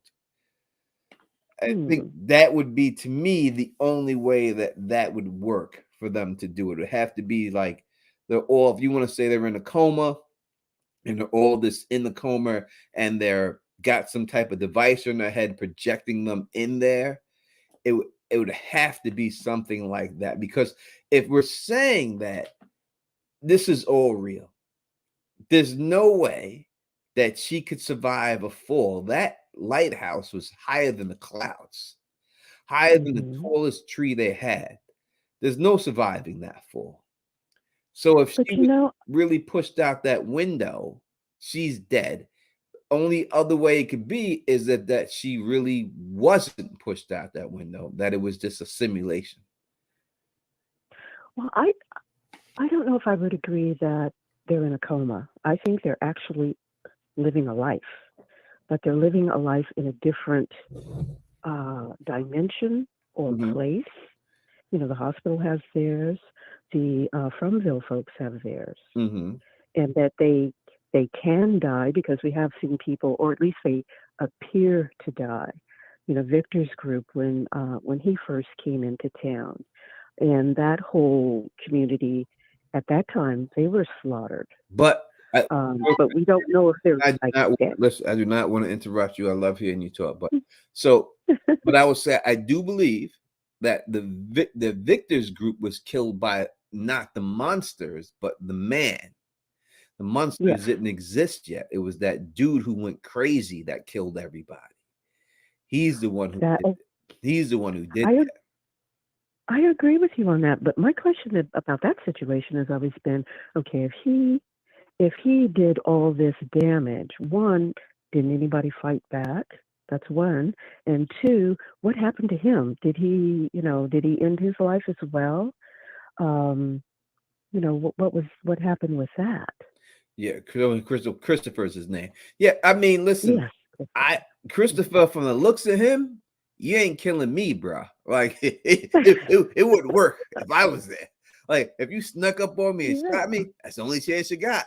But you just coming after me, Christopher, looking like that, you're gonna be the victim. All right, that would just be it. But the thing is that if we're dealing with nightmare situations and nightmares coming true, and that's what some of this technology is, that somehow they can make some of these nightmares come true, like they said with the cicadias and everything else. That would have to mean that what is happening to Christopher must have opened up their chest and everything, and Victor seeing the bodies like that, and now his nightmare are creatures that do the same thing, and that's why the creatures now exist, because he manifested those creatures from his mind that did the same exact thing that Christopher did. So the whole Christopher situation, I would say, if I had to predict what happened to him, I would say that Victor's mom killed Christopher. She died also in the fight. Like, she got her daughter in the faraway tree, but they had some type of struggle and they both died right then. Like, she shot, it was a gun, they ran for the gun, but she killed him and was able to have her daughter escape. And that's how that stopped. Because it was right after that night when everyone was slaughtered is the first time Victor seen the boy in white. That's true. But what would have happened if, like, Christopher did all his damage, right?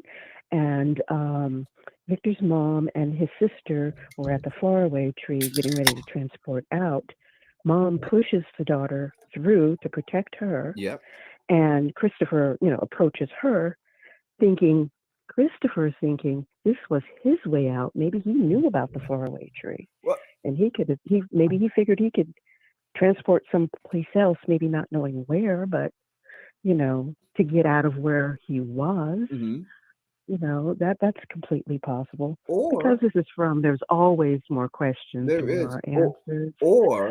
Or Christopher was like Boyd's wife, And as Boyd's wife said, the only way to get out of here is to wake up. And the only way to wake you up is to kill you. And that was her whole philosophy why she was shooting everybody. Now, everyone said she's gone crazy, and it would look as if she did go crazy, right? If someone just starts shooting people out of nowhere, but from everything we've known about Abby, she's never been crazy. She's always been sensible. She was always the strong one. She was the Marine.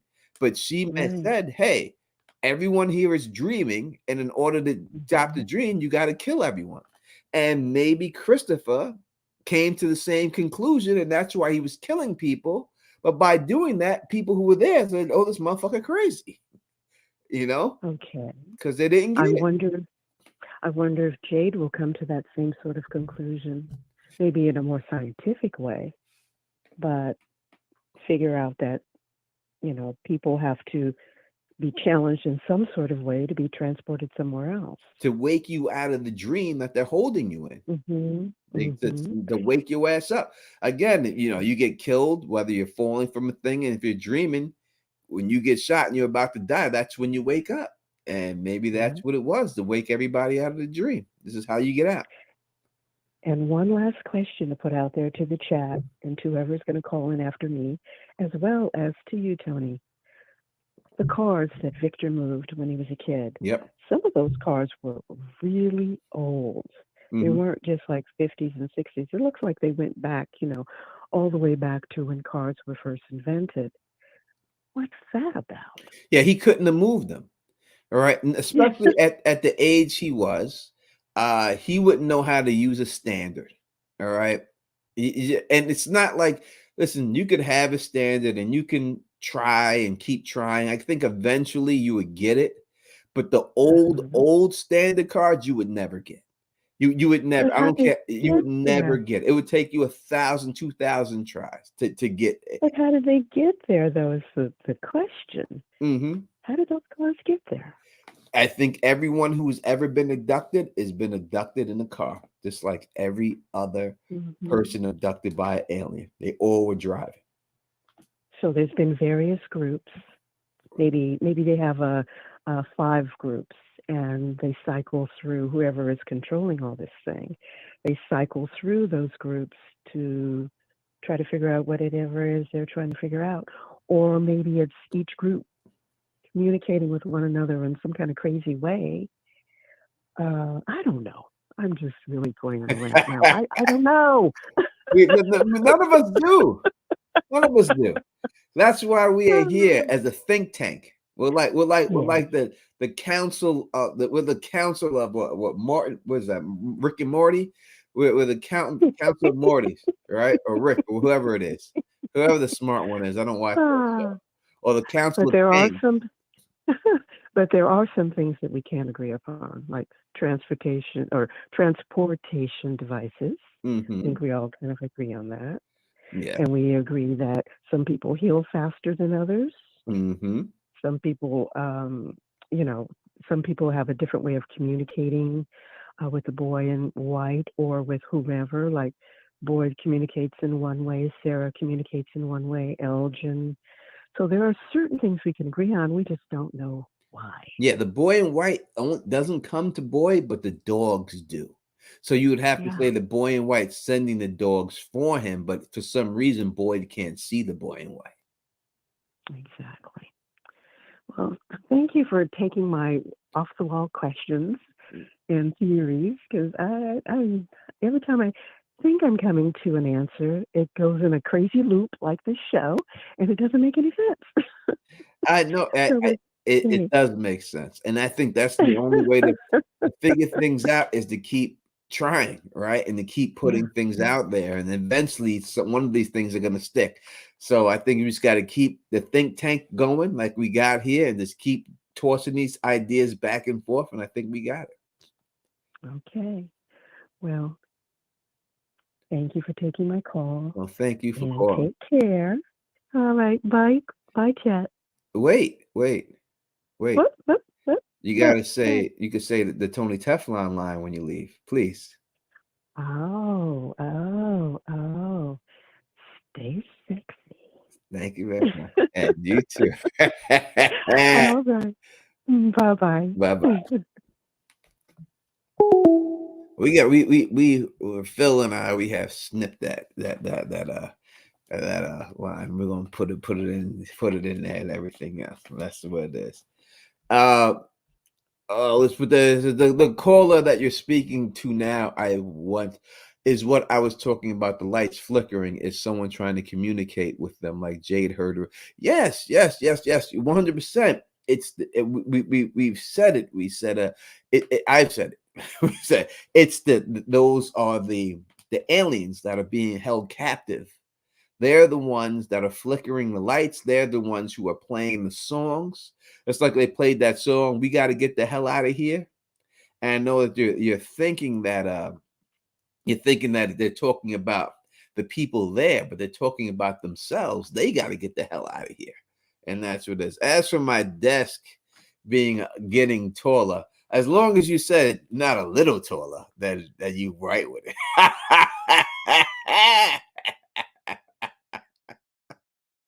All right, we're going to take some more calls in a second. We're going to keep going. I'm going to grab a drink. While I do that, let's call. Call from. Hey, God. To accept, press 1. What's going on, brother? Listen. Wait. How is everybody tonight? What's happening? All right, 1 second, Kay. I gotta grab another drink. I gotta go to the bathroom. Stay on the line. When I come back, no problem. I'll sing songs and entertain people. We're gonna let Carla Way hold it down until we get back. Intermission, real quick. All right.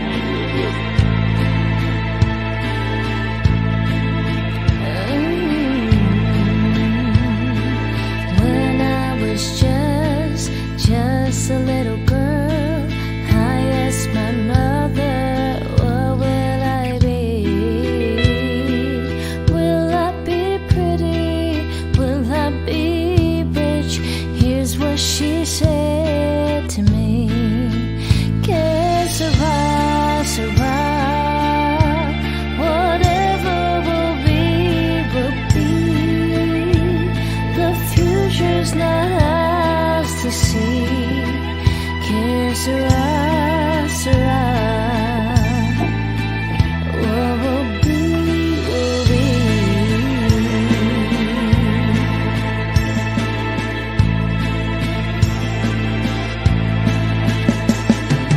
Now I have children of my own. They ask their mother, what will I be? Will I be pretty? Will I be rich? I tell them tenderly. Que sera, sera. Whatever will be, will be. The future's not ours to see. Que sera, sera. What will be, will be. Que sera, sera.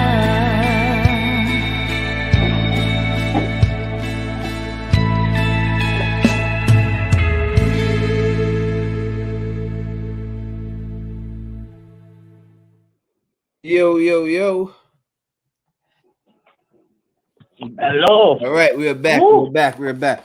Oh my God, my computer for some reason was not plugged in, and now like my battery is extremely low. I've got to 1 second. Let me make sure I'm not going to. Yeah, you fix yourself up, man. Give me 1 second. Just give me 1 second. 1 second. It's going to take 1 second. I think I'm good. See it. Sitting there, it's not gaining anything, so I don't understand that. Make sure that plugs in. Plug is in. All right, we should be good. All right, we should be good. Well, listen, I don't have much to add. You know me, I am team no aliens. I hope that there are no aliens involved in this Did we goddamn. call you team? That's Team Teflon Hater. Is that what we said? We could use that phrase if you want to. I know how appropriate it is, but yeah, we could use it if you want to. But no, you know what? It's because I was thinking about it, and I think a lot of these shows, when they like these mystery box shows, there's something to figure out. One of the easiest things to throw in there is it's aliens. You can explain everything away with just it's aliens. So I figured out why I don't like the idea of aliens. Can I say this to you though, real quick? All right. And I think you realize this too. That's what I'm saying. In Hollywood, right? Things always go in groups, correct? Like, say, like Game of Thrones came out, it was a success. So we've seen a bunch of Game of Thrones type of. You saw the Witcher come out, and things that was Game of Thrones similar, correct? When when that movie Twister came out, right? And then we've seen a bunch of Twister type movies come out. A bunch of movies, Tommy Lee Jones and all these other volcano movies came out. You see one after the other. It seems that right now this is the alien different dimension era. And we look at all the shows that have came out. Aliens is a big.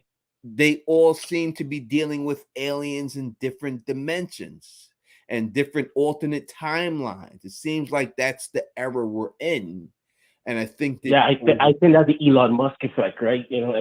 Everybody's hoping that Elon will be the next God Emperor of the universe. Not and me. Will bring humanity together to the stars. So you have Dune, you have all these. Because I forgot about Dune for 5 minutes. Because to me, Dune is the best property that ever existed. I don't know if you've seen Three Body. Have you watched the rest of Three Body Problem by the way? I would talk to you. We gotta stay on topic, KP. We can't just. I'm just not. Yes or no? Yes or no? I have watched Three Body Problem. Yes, you're correct. Yes. All right. Okay, no problem. We'll talk about that when we get to that. All right. But yeah, I understand what you're saying, and it makes sense. I just hope it's not aliens. I hope they can tell the story without including aliens. But you're probably right. It's as good as an answer as it's aliens. All right, cool. We'll buy that. So I hope it's not. But I don't have much to add to the discourse. When does season 3 premiere? Do we know? We don't have the exact date of season 3. We don't know that exact date premiere date. They have not announced that. But Harold has come out with a new, recently saying that it's coming. Don't worry, season 3 is coming. They're working very hard on it. So I think I think it will be there soon enough. You know what I mean? But I think it's, they got to do the after effects and everything. I would say, me personally, August would be the earliest you would see it. I can't see it being before August. If it's before August, then that would be amazing. But I can't see it being before August. I don't know, man. I think I'm gonna have to push this till 2025 because no, it makes no sense. It wouldn't make sense for them to premiere this show while House of the Dragon is going on. Like if they're doing House of the Dragon I think that's September. House of the Dragon is what? It's June. June, July. It could be June. I'm saying House of the Dragon is coming out in June. They gave that release date for House of the Dragon. Oh, nice. So, all right, well, then if June, July, August, then August, September, yeah, From could come up. From could be on TV's August. Yeah, I think it'll be. Oh, I don't think they'll compete with House of the Dragon. No one will, especially that they release on the same night, Sunday. So I don't think they're gonna go there. Yeah, so I think it would be everything else. That'll be tough. Because I'll tell you straight up, if House of the Dragon and From is going on, I'm picking House of the Dragon every night. I'm sorry. You go. I mean, listen, everyone has black that people and dragons. What else do I want in life? Black people flying dragons. I'm good. I'm good. I'm picking House of the Dragon every week. So there would be no competition. But yeah, hopefully come on in September. But I have nothing to add to the discourse, to be honest. I mean, we've talked these topics to death, and hopefully these people come out and they make sense. Whatever the explanation is behind these things, it makes sense, and it's something that we could we could buy into and we could have years and years discussion about. But I am just afraid that it goes the direction of Lost, because I'll tell you what, I watched Lost like around Christmas time. I put Lost on the last season just to kind of like remember. I still have no idea what like I have no idea what the explanation was. I have no idea what the reason behind it. Like I have no clue what they was trying to tell me with that fight finale. So listen, good night to everybody. I hope everybody's having a good time. Just like you, I will not be going to work tomorrow, but I will be out the house. So you know, that hopefully we'll see how that goes. And listen, just let me know when we have the constellation discussion, because I have some things to say about constellation. We'll do the constellation discussion this week. I promise you that. We'll see. Tomorrow is the eclipse. It was good. I'll be watching the eclipse tomorrow. Hope everybody else. I don't know if everyone else can see the eclipse. I don't know if it comes. I just know what they sell. I should be. I'll have a good. Where I'm going tomorrow, I'll have a good view of the eclipse. So we're hoping the weather holds so we can actually see the sun. I got our weather's supposed to be good. I got my glasses. I'm ready for it. You know what I mean? So I'm looking forward to seeing the eclipse and everything else. So I don't know about, you know, I just know that in New York where I'm at, it's going to go by. You know, I'll have a good shot at it, but not saying, but I don't know about every other country. No. It should be the thing that the weather people put out said it should be eclipsing for like a good 15 minutes. So you'd be able to take a lot of pictures, and the place should get dark, and you know it's going to be interesting. It's going to be very interesting. My kids have never seen an eclipse like this, where it actually gets dark. So it's going to be interesting. It's supposed to be pitch black in certain spots. It should be pitch black in certain spots. It should go. Yeah, that's what they said down here. Yeah, for like 10, 15 minutes, it should be dark down here. So that'll be nice to see. So listen, Tony, you have a good night. Everybody in the chat, have a good night. And I'll be back in the chat talking nonsense until we sign off. All right, that's what it is. It's the one that only, the great, our brother KP in the building, rocking with us. Thank you, and thank you for the super chat. Mika, love you too. Got nothing but love for you, honey. Got nothing but love for you. Off topic, real quick, will you post for Apple TV Sugar? I watched the first 2 episodes of Sugar. I like the show. Is it a hard show to make videos for? It is. Episode 3 this week on Friday. We will start with a 3-banger episode. We'll do all 3 episodes in one thing, and we'll put that out there. You know, so that is what it will be. Is we'll definitely be covering the show. I like it. I think it's a good. Colin, he's as an actor, I think he's good, but there's certain things that something bothers me about the show. But I'll talk about it during the show and everything else. But yeah, so I hope everyone can see. I don't know how it is in Australia. Are you able to see the eclipse? Because I know they're ahead in time and stuff and everything else and all that. You know, I wonder how it is in Australia. I hope everyone has a chance to witness the eclipse. I know there was prisoners in the United States who have sued the government for their right to see the eclipse because they were going to put them all on lockdown, and they won the case. And they said that they have to let them look at the eclipse for religious reasons, and they won. So congratulations to those. And look at this. Luna has just come here and gifted 5 memberships. You have 5 new members now to the Teflon TV family and everything. Apparently you won't be able to see it over there. See, that's what I'm saying. It's on the other side of the world and stuff. I'm so sorry for you that you're not going to be able to do it. Let's see if I can somehow look up all 5 new members on Teflon TV real quick and shout you all out.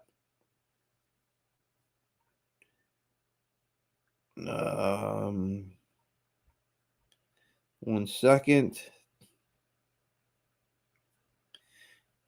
They make it so hard for you to find your own videos of what's going on YouTube. Like, it should just like pop right up. And it's like, that's the problem. I can't find my own shit.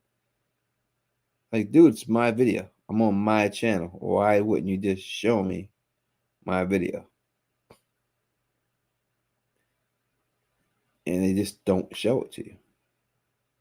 All right, real quick, let's.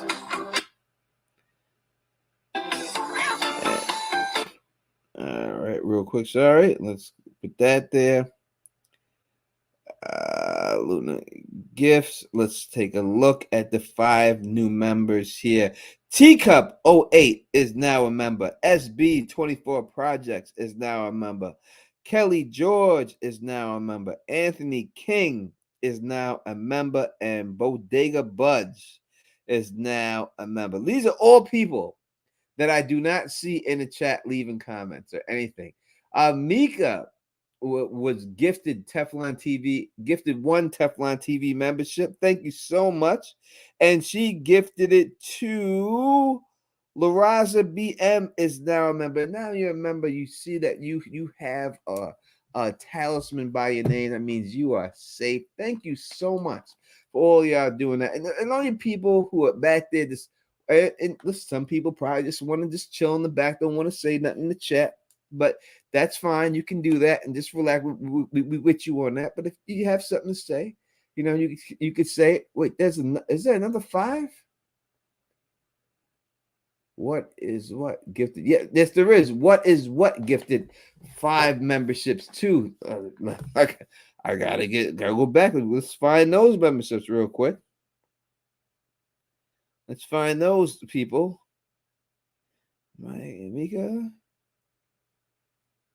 That was what is what's. I read what is what's. Let me go back to Luna's. Luna's was Mark is now a member thanks to her. Yurts is now Yurts. Yes, Yurts is now a member. I think it's Yurts. I'm sorry if it's not. I don't mean. I'm just saying it. I'm from Queens. Emily Rose Riley is now a member. Benson 23 is now a member, and Black Butterfly is now a member because of Mika. Thank y'all all for becoming members of Teflon TV. You now have access to all of the perks of being a member. That is all the emojis. And listen, we are going to make the call away emoji this week. That'll be in there. You'll be able to get the call away emoji, and that is what's up. I can't. I hopefully that is what it is. Paige, I want to be a member. I want you to be a member too. I'm sorry, I can't gift any yet. I will gift some later and everything else when I can and everything else. But thank you for all the new members and everybody else who was a part of the family. We love you and everything else. Again, thank you, Carla Wade, for your beautiful song and the rendition of everything else. We ain't going anywhere right now. I just went and got beer and stuff like that. That means I'm chilling here with you and all that stuff. So let's keep talking about it and everything else like that. But I do members, listen, members get first in all clubs and 20% at no, I'm not Burger King guy. 20% discount, 5 Guys. I'm a 5 Guys guy, right? Number one. That's what it is. Now, you all members, when my book drops, there will be something special for all members when the book drops. You will not have to pay the full price of the book. If you're a member of Teflon TV, you will be able to get that book for price of the cost of the book. Like, it's not going to cost you anything. It's just going to cost the cost of the book, whether that's $3 or whatever. You'll be able to buy as many books as you want for that price, all right, by being a member. When my novel drops, a couple of months, it should be done. A couple of months, it should be done. So done editing, it's done. It's just in the final editing process when the editor is done. So you'll be able to get that for them. So that is what it is and everything else. Yes, 5 Guys. Sorry, boy. Let's keep it like the Burger King. I know what I don't have an LP dropping. No LP. You know what I mean? I don't rap no more. We don't do that no more. Them days is over. Them days is in the past. Our past glory and everything else. Past glory and all that good stuff and everything. So everyone keeps asking. We just talked about season 3. There is no definite date for season 3. We would think that season 3 will probably be, I'm figuring August is my thing that I think it'll be out. That's my prediction, but we don't have a definite date for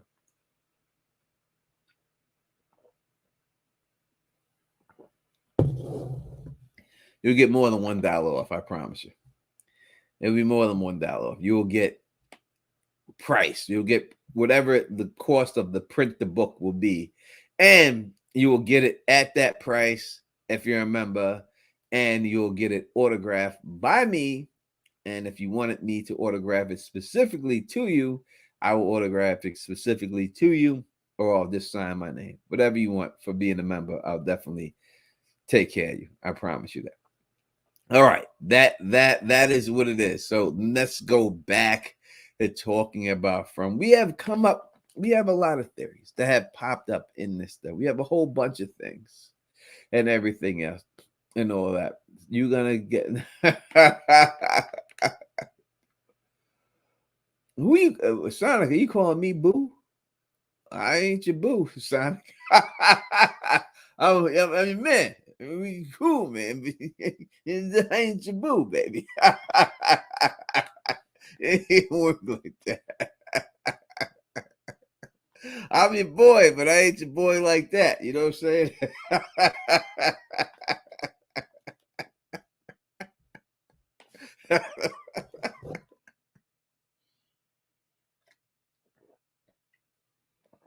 All right, let's keep going, and everything else. Let's keep it going. Let's keep everything going. And I said we're talking 916 narrating the book. Now, I would love to have the voice of 916 narrate. I would love to have her narrate the book. That would be amazing. But the lead character is a female, a black woman who's an FBI agent. So it would be amazing to have her narrate the book. That would just be too much. That's too much to dream about, right? Too much to dream about. All right, we're going to talk From. We're going to keep going with From. Again, the number, if you want to call in and speak to me, don't be shy. You've seen people call in and seeing what it is and everything else. Definitely call in 518-290-0848. We're talking about Jade. Let's talk a little bit about the Civil War. The Civil War person at Jade. That was very random. All right. The number one, we could say that the person who did the Civil War actor who played that role is actually Harold's stunt double. Oh, sorry. Not saying that that's a big deal. The man needed a body, and they said, hey, we got a guy right here. Let me do this.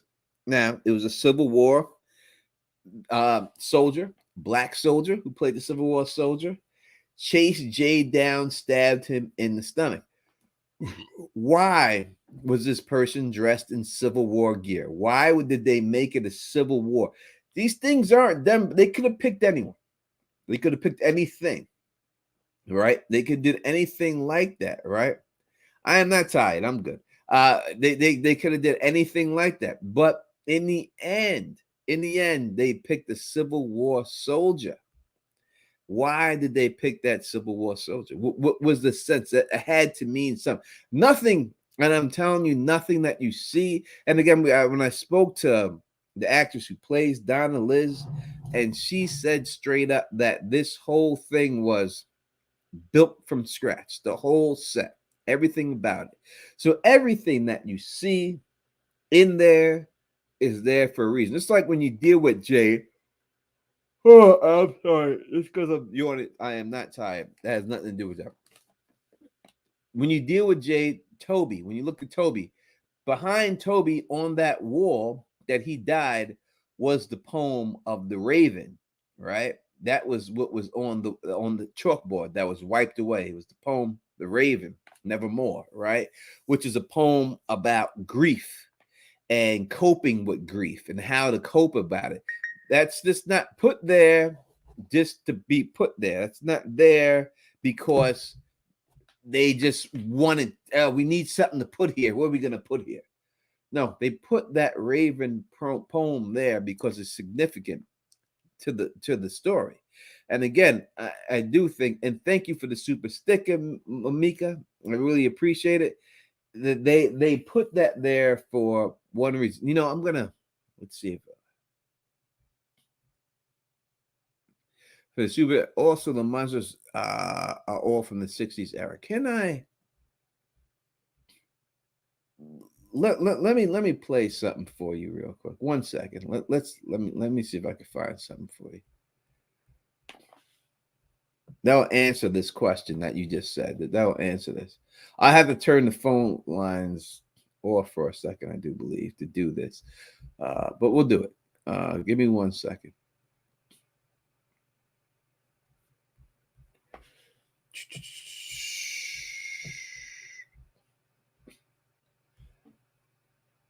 Why is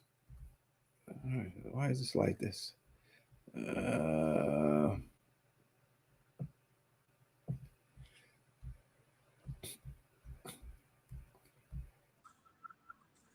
One second. I got you. Trust me. All right. I got you. It'll be worth it when it's all said. I'll shut the phone lines down for 1 second, but we'll come right back to that. And let me throw this here, and then that means this background. This is the foreground. All right. We're going to listen to something real quick. Take a listen here. I want you to pay attention to Hannah when she speaks. All right. And let's go.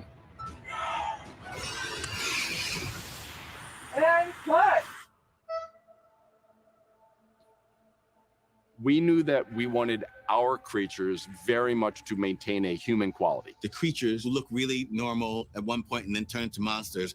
They come out of the woods at night looking like a creepy librarian, your neighbor's a worker or a milkman. They take the form of somebody who that character would probably be close with. So Julie sees a young guy that maybe she knows from school. Don't you recognize me? They come at you smiling. They come with a seduction and with an enticement. When can I come inside? They enjoy it, these monsters in this place. They enjoy inflicting harm. They never run, which is even creepier. Because you know why? They don't have to. There is a Let's rewind that and go back and listen to exactly what they said again. Let's go. We knew that we wanted our creatures very much to maintain a human quality. The creatures who look really normal at one point and then turn into monsters.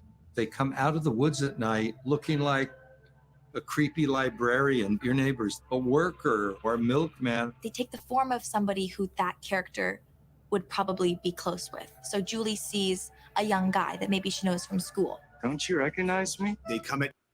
So if we're going by this actress and we're saying that she knows exactly what she's talking about, right? If that's the case, I'll put the phone lines back on real quick. Let me throw that back on. In case they won't, after hearing that, they want to talk some more. So we go here, and then we go here with this. And then I will take that down, and the Don is back. All right.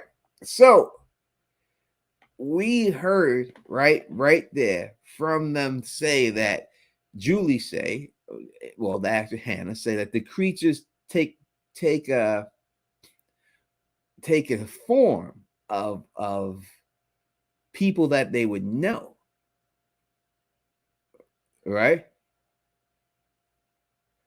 What pictures? I just noticed that the picture up top looks like Jade symbol. I don't know what picture you're talking about there, but you know that they take the form of people that you know, right? And everything else. What print is that? Looks like Jason. The one that I just put up there. Let's put that back up there then. Let's see that.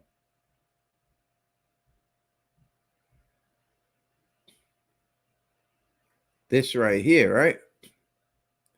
The town itself right here with the roads right here is definitely looks like Jade's symbol if that's what you're going for. But the road here, if you look at the road and look at this picture.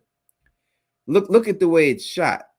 The road is going downward, right? It's going straight down into this cavern. These trees are like cut off. And this right here, it would be, if you can see, am I doing this? I'm doing it on the screen. You can't see it. This would be Jade's symbol. I don't think y'all can see the cursor that I'm moving, but that would be Jade's symbol. I think that's what you're talking about there. and everything else. You know what I mean? What up, William? What up, William, and everything else? But yeah, so when you hear what she's saying that these creatures take the form of people that they would know. Now, is she saying this? Is this what she was told? Because if this is what she was told, then that 100% tells us 100% that these creatures know who's coming in there, right? They know who's going to be there. Most of these creatures have like 1960s, the 1960 milkman. Like, who was there from the 60s that the 1960s milkman would be there? Like the other creatures, when you see them coming down, they're all dressed in old school stuff. There's nothing there that's modern to these people that we have there today that would make them do that. I'm saying, who would identify with the milkman? Like, you know, that's what I'm saying. Like, who there? So I don't know if this is just her speaking or they told her to say this. But who? Now listen, I am old enough, though I'm not old at all, but I'm old enough to remember milk being delivered to my apartment in Queens, New York. I am old enough to remember receiving milk in the glass bottles, right? Milk didn't stop delivery until the mid to late 80s. Milk was still being delivered to the house, not at the frequency that it was back then, but I do know the milkman is your daddy. Like, I heard that saying, and it was still a prominent saying. You know what I mean? Now it's the Culligan man, right? Who does everything else? That was the Culligan man that took that build now and stuff. Back in the day, it was the milkman, but now it's the Culligan man, the waterman. Went from milk to water, God damn it. With that. But when you hear her say these things and everything else, if this is the case, then who's identifying with these people and why? As she said, the person that she's seen that was there, the person that she's seen was someone who looked like her schoolmate. And he specifically says, Julie, you don't remember me? You know, and she gives a squint when she looks at that person when he says that and stuff. But we have to ask ourselves, is this her thinking of this, or did they tell her to say that? This is what they gave her. We need to know that if that's the case. Because if this is the case, that they take the form of people that you don't know. Now it's the personal trainer. Is it the personal? Nah, I'm the personal trainer. Shit. Listen. Shit. Let me tell you something.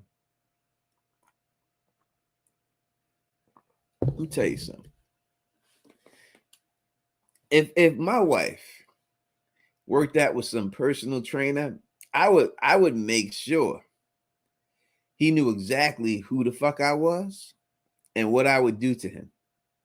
And then the choice is his. And that's it. Because I guarantee, let me tell you. Number one, if my wife wouldn't fool around with the personal trainer, she got to go after no matter what. But he's still gonna get bodied. This for that.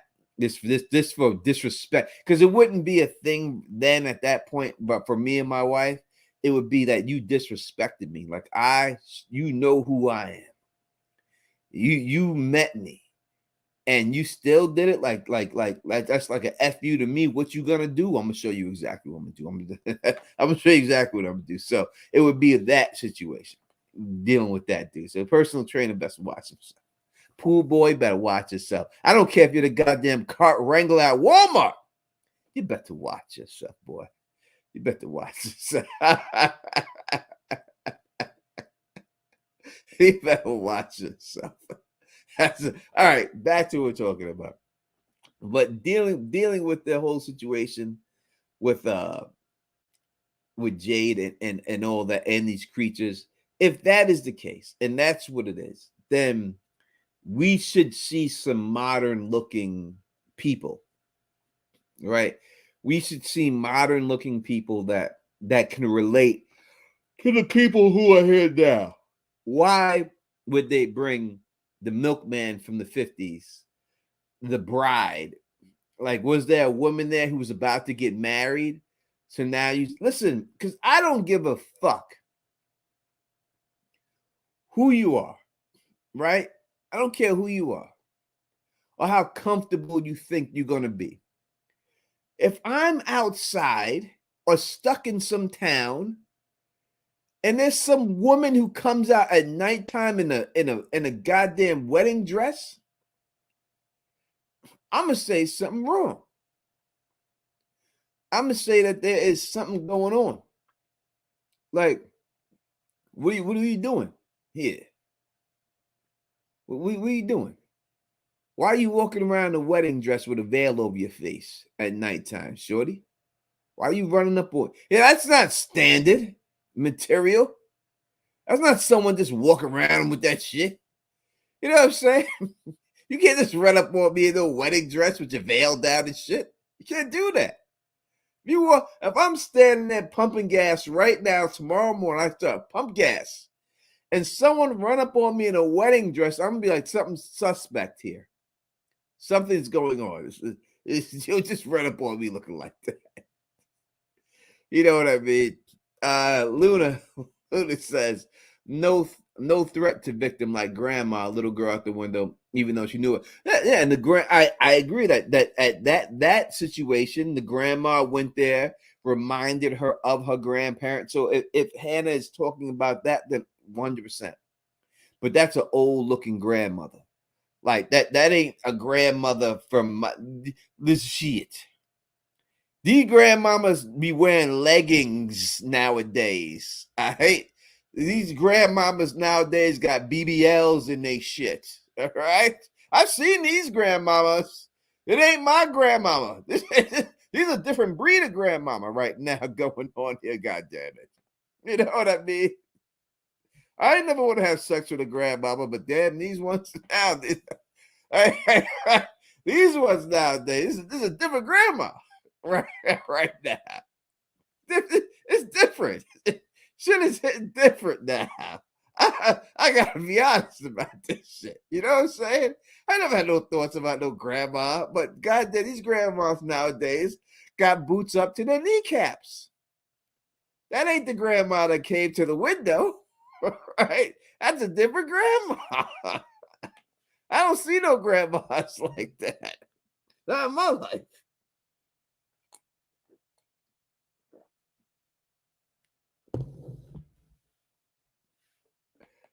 Jessica O said, but man, I agree with you on here. God damn. Is she single? I'm just playing. I'm just playing.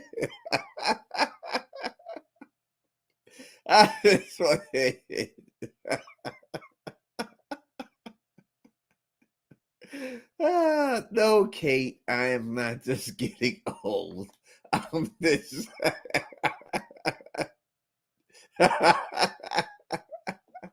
I'm just saying, these is facts, right? I'm just saying these ain't the grandmas that we talked about before. You know what I'm saying? These ain't the grandmas that I grew up with. You know what I'm saying? These different. These grandmas are a different level shit. It's what I'm saying. You know what I'm saying? Well, listen, tell her to join the chat. We talked to her about that. But yeah, grandma getting BBL. Goddamn. Let's say, Mika. Let's say, I'm wondering why Julie's mom, God, I can't think of her name. I'm getting old. Why she found a nightgown like it was hers in the tunnel. So we're talking about Tabitha here real quick. And I don't know if that nightgown was like hers. Did she say it was like hers? If Tabitha's mother found the nightgown and she said that, I got to go back. I don't know exactly what she said, but she said this was like hers, then we're definitely dealing with people being here from different dimensions. And that was what it was. You know what I mean? It has to be some situation like that. What did you say, Carla? Making people laugh. Tony could be your new granddaddy.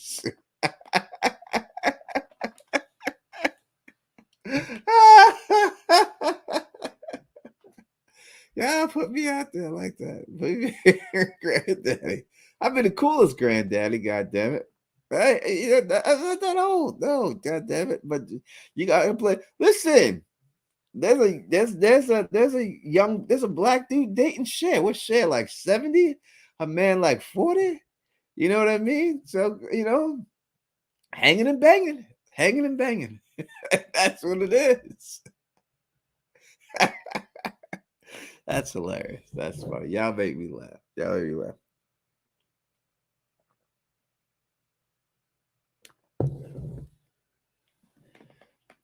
So yeah. Cher dating some black dude.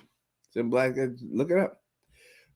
Tony gonna be laying the intro song in the background, getting busy with grandma.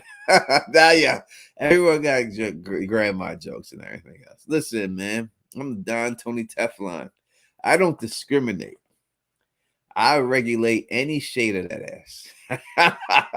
I'm single, baby. I don't discriminate. I'm fucking chocolate, baby. You know what I'm saying? Come on. I don't discriminate on nobody. You look good. We could kick it. And that's it. How could I discriminate on someone for age when I have so many younger women hitting on me? You know what I mean? I don't discriminate. I'm from Queens. This is what you know what I'm saying. So I don't discriminate, man. This is what we do. That's what we do. And what I do is I got to go to the gym in the morning, so I'm going to have to wrap this up soon. But we'll keep going for a little bit longer and everything else, and keep it. We got over 165 people up in here, man, rocking with us on the off season of From. And y'all, my family, and I got nothing but love for you and everything else and all that good stuff. Tilly, we haven't talked Tilly. We should go there. Tilly is definitely from Ville Hotline. Mother, sister, know everything. Tilly is suspect, but she's old, so I don't know how much she could be involved in this. But the fact that she had the drug Tilly has a drug that got Marielle fucked up. Marielle comes in there, fucks up Kenny's situation, but then the drug might sway this chick back to Kenny's arm. I think there's something going on. People like grannies are the creepiest. Damn, grannies are not. I love my grandma. I don't call my grandma. I call my grandma mama. I love mama. I love my mama. I love my mama. She was rough. She was raised in Marcy Projects, so she was street. My grandmother was street. Like I remember, she told me one time that my aunt Sandra, and my grandma's a big woman. Like she a big woman. Like you won't fuck with my grandma. Like, and she's from Marcy Projects in Brooklyn, so you already know. But I remember my aunt Sandra, like her husband was cheating on her, and the chick was inside the house. And my grandmother and my aunt Sandra were in the house, and they didn't find her in the house when they went. They didn't know he was cheating on her, but he was hiding her in the house. Later on in life, they found out he was hiding. My grandmother, she said, she was like, she lucky I didn't find her. And I was like, Mama, what would you do if you found her? She said, I would have stripped her butt naked and sent her out that house. He said, I would have took everything off that woman's body, from her socks to her shoes. She said she would have been butt naked, and she would have had to make her way home butt naked if I would have found her. And my aunt wasn't even talking gangster like that. That was my grandmother. She's like, if I would have caught her in that house, I would have stripped her butt naked and sent her on her way. That would have been it. And that's it. That would have been it. That's the way it goes. Mika said, I don't think Donna is the mold. I know a lot of people have said that Donna is not the mold. It seems too obvious for her to be the mold, but I think sometimes the obvious is the answer. I think that, it would be, and my mama right now, she turned 101 this year. She made it to 101, and her goal was to hit 100 because her sister hit 99, and she has outlived her sister for a couple of years. So I love my mama, and that's what it is. So yeah, so yeah, so I hear what you're saying about it.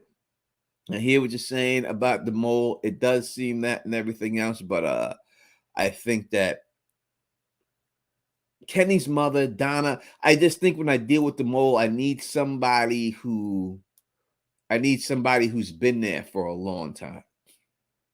For a very long time.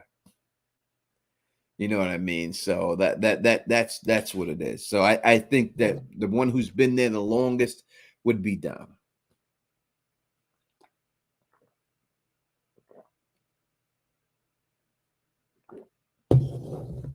Fred Grace, channel member, so I didn't get the notification. What up, Tom? What up? How come you ain't signed up for all notifications from Teflon TV, bruh? You got to hit that bell and put all notifications.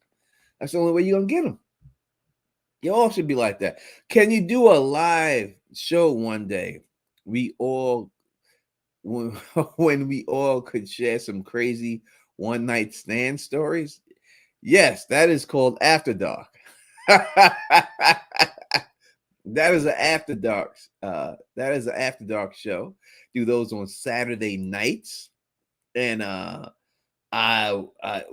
do those on Saturday nights with my co-host Anna, and maybe I could do one this Saturday night for you and everything else. So yeah, Saturday night. If you ever see After Dark on the channel, that's what that show would be right there.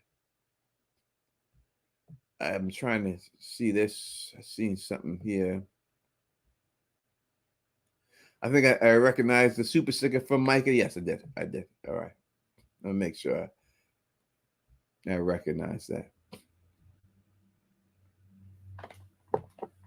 And all that. But yeah, that's the After Dark story. I mean, this shit. You got stories, I got stories. I'll make the After Dark a call-in show. You can call in and say your story. And the number one thing about After Dark, when we do the After Dark shows, that they are deleted immediately after it's over. So it's just, you could say what you want. You can feel comfortable with saying what you want. No one's, unless they're watching it at that particular time, no one's ever going to hear it again, because we get rid of that right off the bat. But After Dark is on a Saturday night and all that. I'll talk to Anna this week and see if she's free. She's been busy with the basketball games and everything else, but now that that's done and everything else, we good. And all that. But back to the show before we go. We got about 10 more minutes. We'll wrap up probably a little bit after. I've been on for 2 hours, maybe 2.5 hours, and we'll call it. We'll call it a day. And everything else. But yeah, I believe that what can I say? I have not said already about this show, about Jade and Jade's character. I think he does escape the cave. I just hope it doesn't go through the creatures start waking up and then he escapes the same exact way. I hope they don't go that way with it. We've seen that already. I wish he had a camera in his pocket, a phone camera, so he could take pictures of that in there, of the wall and everything. And I hope that he actually tells everybody, hey, this is where those creatures are coming from. This is the hole. We figured it out. And they say, let's block the hole, or let's somehow do something to the hole to make these creatures not come out of this hole, right? I would be there with some type of cannons, some type of fire, and I would like to put fire on these motherfuckers. I would like to set these motherfuckers ablaze. Like, if you know this is where they're coming out of, then you need to block this hole to the point where they can't come out of there anymore, right? You need to, and I think that we have not even seen the fire situation with these creatures. How do they react to fire? Has anyone tried to burn these motherfuckers? Right, like it's time to put the flame, to set the flame abroad to these people. That's what I think we need to do to these monsters. Burn the asses, right? Fire up that ass. It's time to see how they go. Now, you got gasoline, right, in the cars. You have the flamming. They're not running, they're walking. You could do a whole thing of gasoline at the entrance of that hole and do a trail and light those motherfuckers on fire.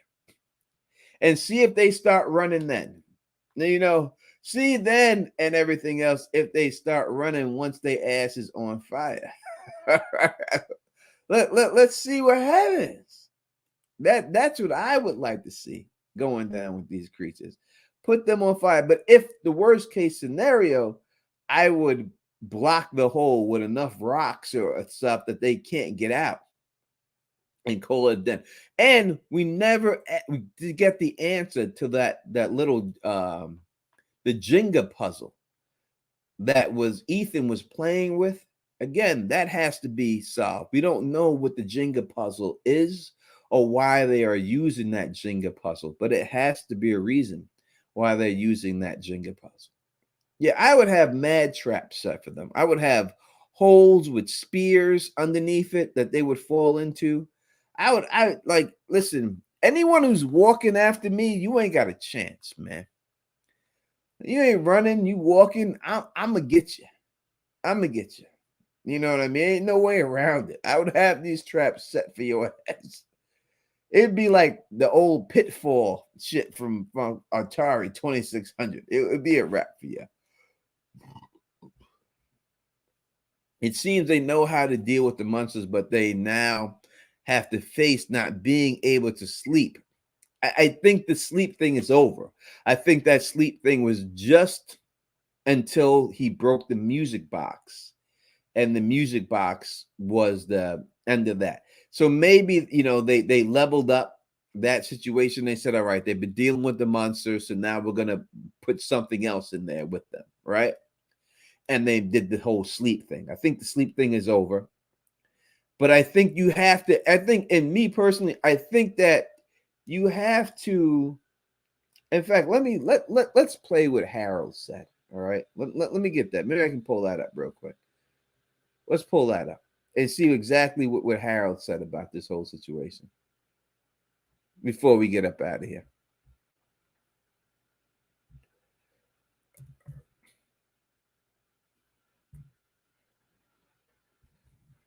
Let's pull that.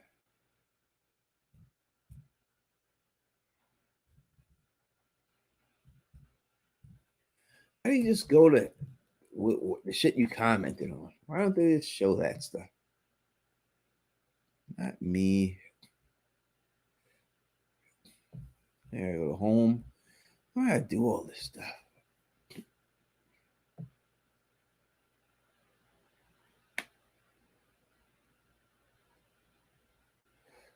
One second.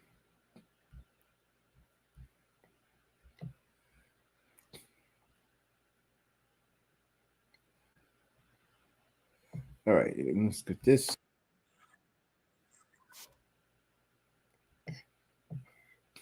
All right, so let's see. I shouldn't have done that there now. Messing me up. 1 second. Move that. We'll present this. We'll stop that.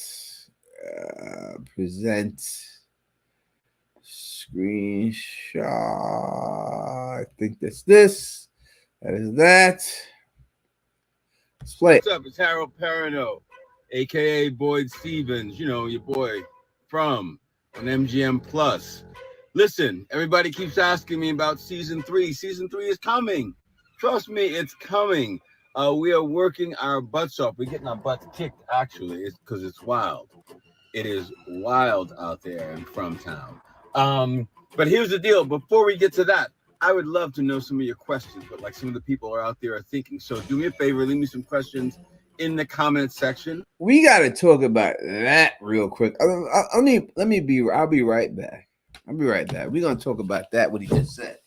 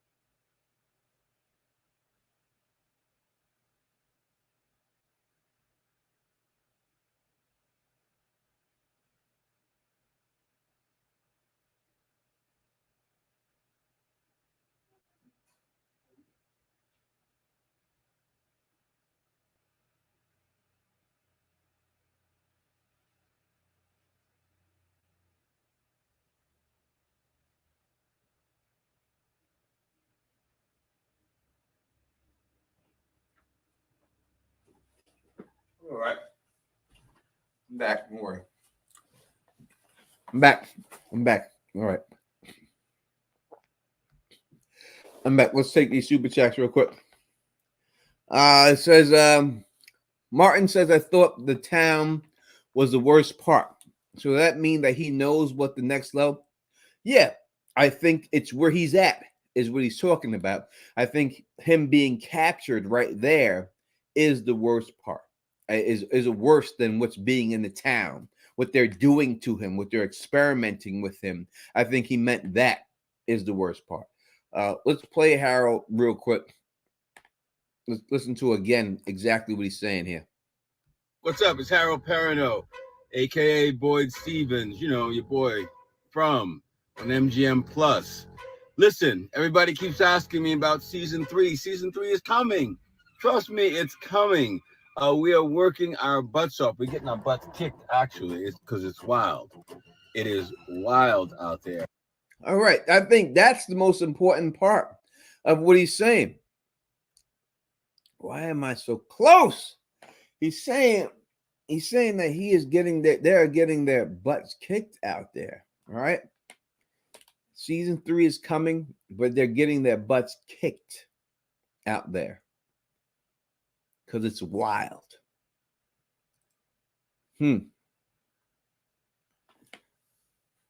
That is definitely significant because they haven't been getting their butts kicked, right?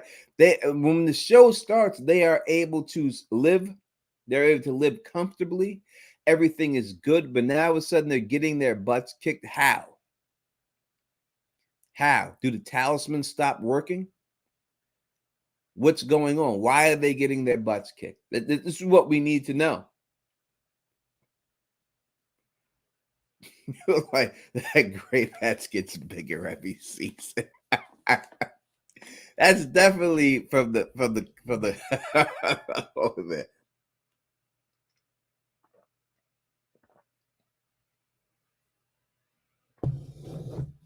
We're getting our butts kicked. That who's fighting? You know, who's fighting? Why? And why are they getting their butts kicked? That's what we need to know. Uh-oh, Carla says maybe we'll get to see Kenny's jiu-jitsu skills. I know that would be great. We'll see if why not? Why not? I know that Randall is supposedly a world-class breakdancer, the actor who plays Randall. So maybe we'll get to see him do some breakdancing moves too. I know that Elgin is a very good singer. Maybe we'll get to see him do some singing up in there. Maybe we'll get to see everybody use their talents in there somehow and everything else. Maybe that's the way it goes down. We'll see. I mean, but in the end, I think the most significant thing is that he's saying that they're getting their butts kicked in there. So I think it's not getting better for them. It's only going to get worse. They killed one of the monsters. I can't see it getting better for them. You know what I mean? And that's just what it is. So it's going to be something again. All right, let's wrap this up. So let's play. Oh, yes, they did. They let Jade play the violin 100%. They did. That's his skill. Maybe we get to see all their skills. They worked that in with Victor's mother and everything else.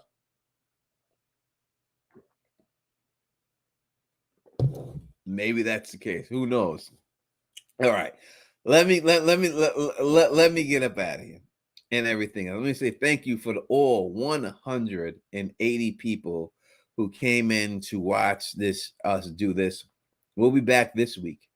During the week, probably Wednesday. All right. Wednesday night, we'll come back and do this again. We talked Tabitha? We talked Jim. We talked Jade. We'll talk Boyd next. We'll go next on Wednesday. We'll go through everything with Boyd. All right. We'll go through that and everything else. Listen, thank you for everyone who called in. Thank you for everyone who's super chat. Thank you for all the people who are now members. Thank you for the people who have gifted the memberships.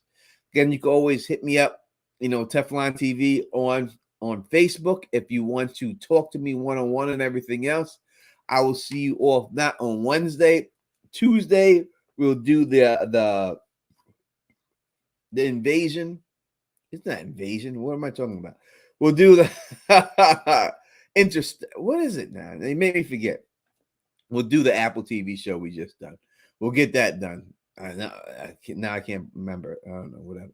We'll get that done on Tuesday night and talk about that and everything else. But we'll be back Wednesday night for all that. All right. As always, we are going out the way you're supposed to go out, and that is with our girl C Wade in building, rocking it for us. Do it to me, girl. Peace and stay sexy. When